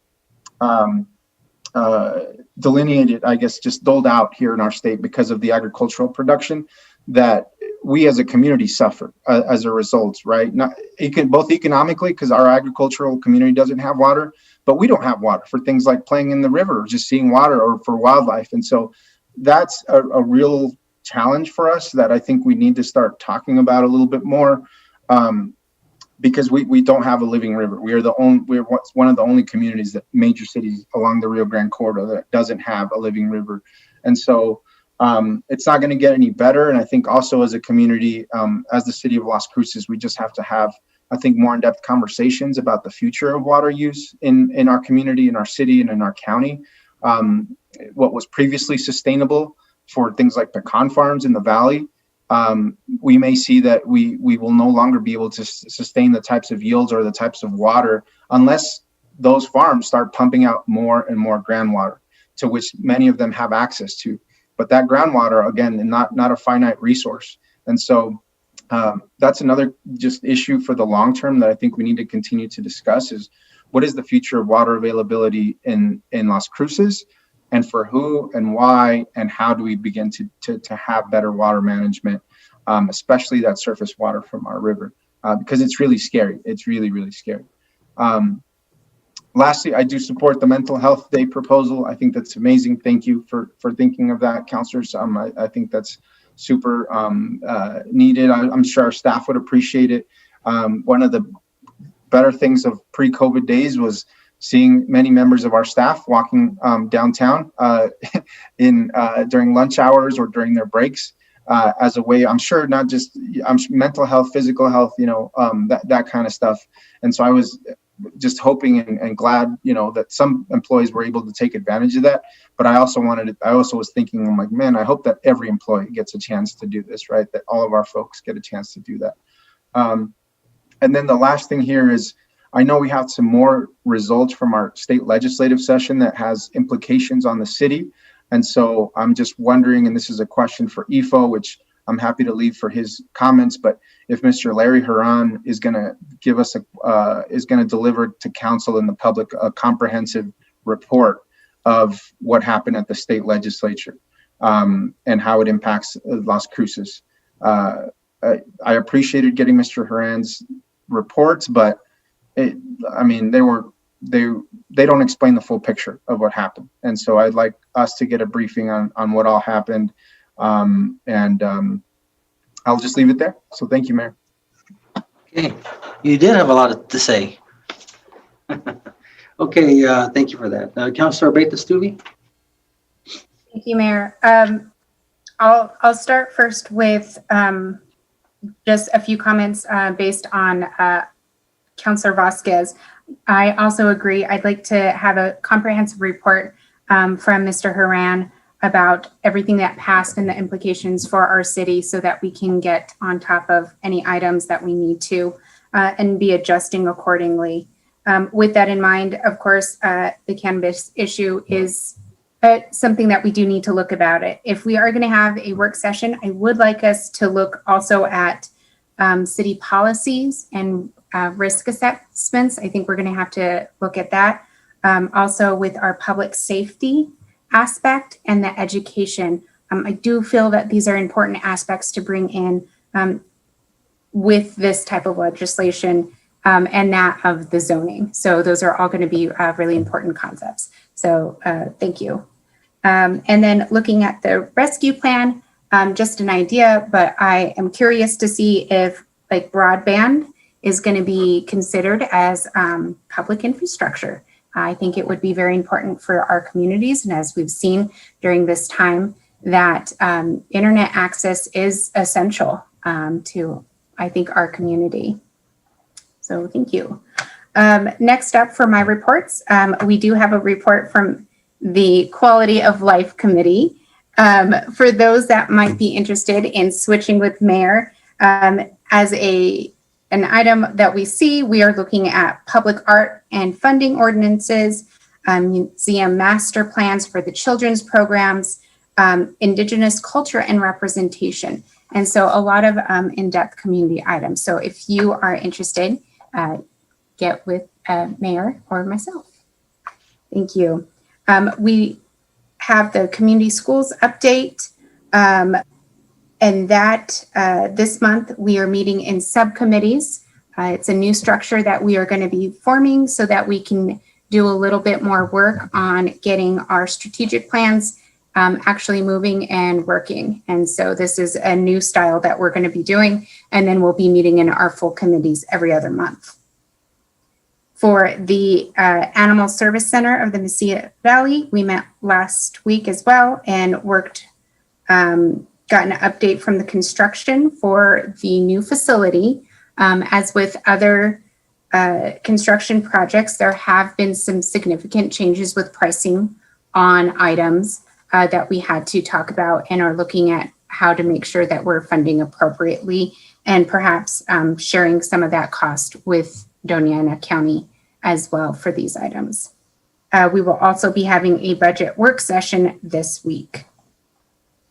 Going back, to quality of life, I believe most of the counselors have received an email that we are looking for our short range plan, and there will be a presentation on April 7th. So if you have any email lists or know of individuals that might be interested in giving some input and learning more, please feel free to share that out to them. And I do want to take a moment to thank a lot of the people behind the vaccine task force. We have Phil Katnack and Marina have really been doing a lot of the work behind the scenes for just the logistics of the meeting itself. We have about 30 to 35 people on these meetings. A lot of people have joined in. And this week I am told that we will also have Dr. Parayon as well.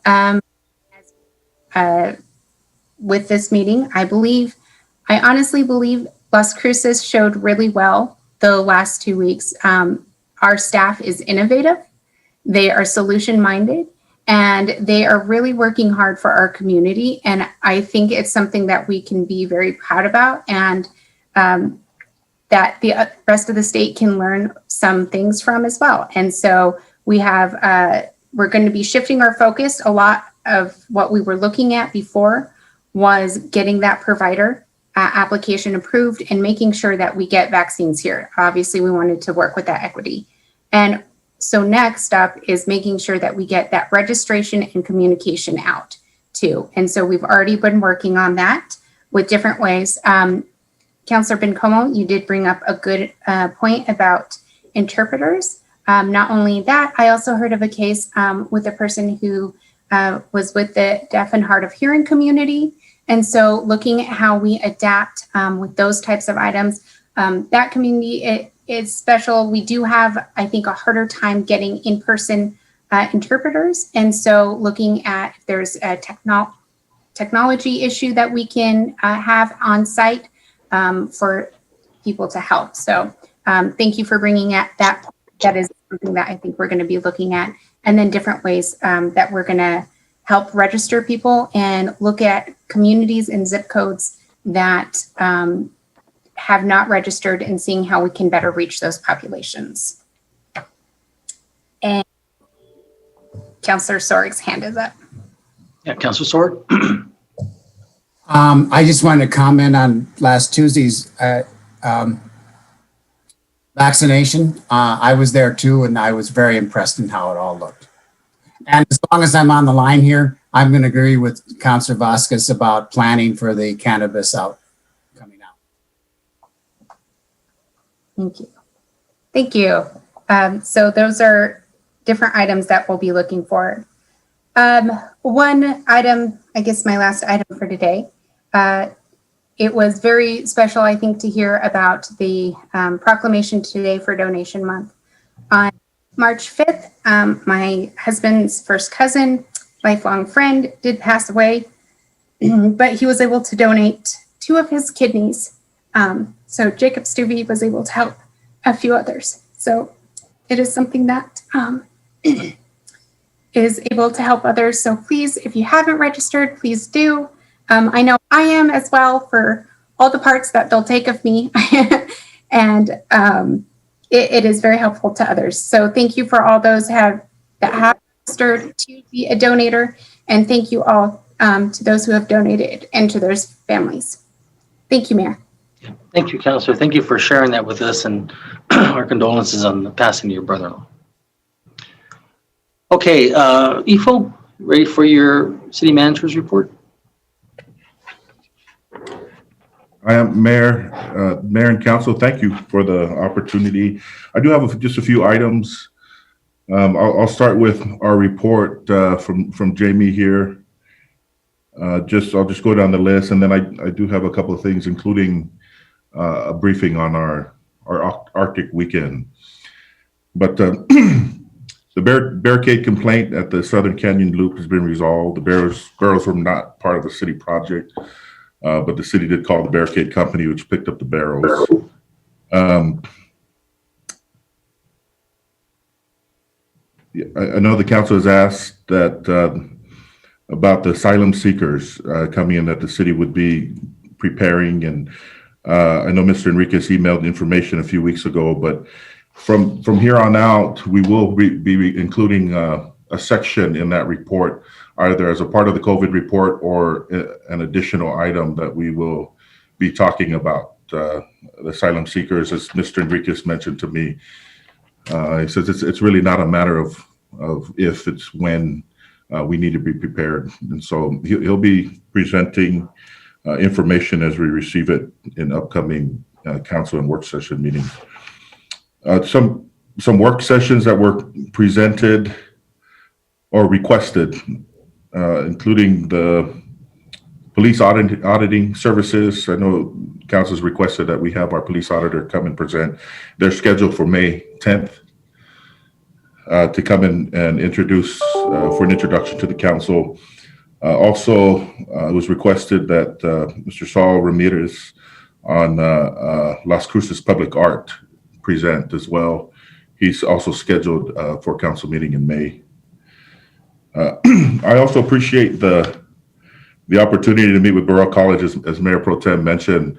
I was very excited because that is an item that we've been working on internally. We're actually going to bid when the time comes, making preparations, looking at the state insurance policies, going out to bid, as well as looking at all options so that we can lower that premium cost to our employees. That's become a matter of priority for all of us.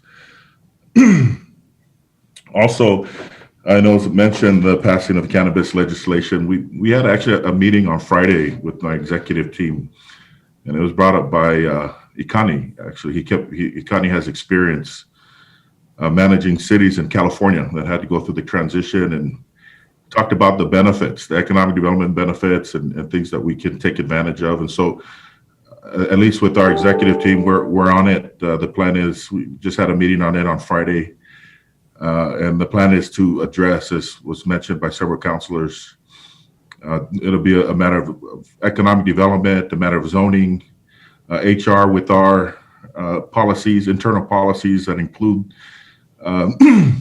and marijuana that we need to look at to exclude now. So this is going to be a big overhaul, maybe in some of those areas, but also take advantage of the opportunities. We did talk about the economic development standpoint, looking at some of these cities that economies managed, but also Colorado, who's a state that's been have more to the case study that we can take advantage of as well. So we're on it, and we will plan to make presentation on plans and and anything that we need to present to council will come on that work session. The McCart report is scheduled for April 26th. So the presentation from staff, Barbara and her finance team has gone through, put together a memo, working with all the staff, all the departments that were involved or had something relative to their departments, came back with feedback sent me a memo to go down that list on what actions we need to take as a city for me to give final approval. But we'll present that to the council as well. And Barbara and her team were prepared to do that on the 26th. It's just been scheduled for the 26th of April. And then we were planning on Larry coming to present a work session. And so I got to check back and see with him and when that can be scheduled. I think that's Councilor Bencomo. I missed, you mentioned something about waiting until I gave a report. I missed what it was that you needed me to report on during my remarks. Well, I think I was talking about American Rescue Plan and how what is the very public, transparent plan for us to spend the $23 million. Oh, okay. So we will come back. If I can hold off on that so that we can come back with Leanne and team, not only with that page summary, but we will present something that'll be transparent and we can let everybody know what we're going to do with that. And then the only thing I have left is to discuss the Arctic weekend. I had Delilah send me something so that we can be speaking the same language when as she's talking to her board and as we're talking to the public. I will start by saying, first of all, I really appreciate Delilah and her team. They've done a great job in managing this, and we are in the middle of the fight here. And so that's part of the reason we haven't come with a presentation, because the costs are moving right now. We know what the max is. We just don't want to pay it. We just don't think we should pay it. But I'll maybe get into it a little bit, and then if we need more information, we can have that work session or even a summary that we can send to council. So on February 12th, that weekend, we all know about that Arctic weekend. Due to the weather events in the Permian Basin, the City of Las Cruces utilities received penalties of $4.9 million just for the line. We felt like we ordered sufficient supply. It wasn't like we were negligent. Those penalties have to do with curbing bad behavior. It really isn't a part of a revenue source for that line for those involved. It really isn't something that they factor in. It really is to curb bad behavior, and we feel like we did everything in our power to order the sufficient supply, and we shouldn't be penalized for that because of the weather. 3 other pipelines have already requested penalty relief for their users, and we expect the same consideration from Kinder Morgan and EPNG. So that's about $4.9 million. That's one part of the bill that we feel at least we're protesting. We're hoping to wipe out just about all of that. Now there's another bill from our provider, $9.6 million above what we anticipated. Now we know that the market during that time went so out of whack that we feel responsible for some of that. We feel that we're responsible for about 5.8 million of that, which is a lot, but a lot more manageable than 9.6. And so our plan is to pay that in protest. However, we are in the middle of a battle, and like Delilah mentioned, we both feel if this were something that were fair, we would gladly pay what's fair, but we don't feel it is fair. And so we're creating a plan to do that, and we're hoping that they would see that. But 5.8 million is the difference that we received, or we feel like is what we owed. The other reason for not coming out even with that is that we feel like we have solutions in place that can really ease the burden on the utility payers, on the residents, and basically financing that and amortizing that cost over time using our funds. If it's at the 5.8 million, we feel like we can cover that. We have enough in our fund to be able to cover that. If it goes beyond that, if we settle on something beyond that, then we may look at other sources. We contemplated the Telshore Fund. In fact, we have a resolution ready to go if needed. Not as just taken from the Telshore Fund, but maybe a win-win situation for that investment of those funds. And so pay a percentage back, something more than what we're getting currently, and then also be able to amortize that over time. And so we feel like we got plans in place to be able to ease this cost over time, regardless of what we come up, regardless of the outcome. The whole goal, like Delilah mentioned, is to keep those rates down. Fortunately, the gas fund is healthy, and we're able to have some of that buffer in place. So that's kind of in a nutshell what we're dealing with the natural gas situation. If you would like us to give us, come back with a work session or give more, send a report, and we certainly can. But I feel confident that at the end of the day, the residents are going to feel that they're not going to feel that huge bill that some of these other states and entities, municipalities are feeling because of the plans we have in place. And I give a lot of credit to Delilah and her team. Very, very sharp. She was a sharp team, and I think, like I said, I think we have a plan in place that'll work. So with that, Mayor and Council, I don't know if I have anything else. I appreciate the opportunity to share these things. Thanks, Ifo. It looks like Delilah has a question and Mayor Pro Tem does. Delilah, you want to? Yes, thank you, Mr. Mayor and Council. And this is my apologies to Ifo. The way I typed out the numbers, I gave it to him backwards. So we're actually disputing 5.8 million. So we're only going to pay about $3.8 to $4 million in our bill. And we're telling our suppliers, no, we're not paying the 5.8 million. And then just to reiterate what he said, we're disputing close to 5 million in penalties. So we're trying to save, like Ifo said, we'd rather, we admit we owe a few million, but we're not going to pay the full 10 million that the supplier in the transmission line is claiming. Okay, good. Mayor Pro Tem, you had a question? I do, Mayor. Ifo, thank you both, Ifo and Delilah again. You've been really great to answer all my questions and concerns, alleviate a lot of that. So Ifo, you talked about, and Delilah just said, you feel we're responsible for some of that. Can you talk a little bit about why you say that? What did that seems like something we need to unpack a little more, right? What does that mean, really? Oh, absolutely. Thank you, Councilor, Mr. Mayor, Councilors, Mr. Peely. What that means is that we did order above our base load gas for the Arctic weekend. And we understood because of market prices that gas was going to run anywhere from $170 to $250. So we acknowledge, yes, we needed that extra 13,000, 9,000, I'm talking daily numbers, decatherms above our normal 11,000 decatherm base load. So we acknowledge, yes, we needed extra gas during the Arctic weekend. Yes, we knew there was going to be higher prices. And yes, we made those verbal commitments. That's what my job was, is to make that commitment to make sure gas kept flowing to Las Cruces. So we acknowledge as part of our supplier bill, yes, we did order extra gas for those few days of cold. And yes, we're going to pay you for that because that's what was happening. And in those prices, it wasn't exorbitant.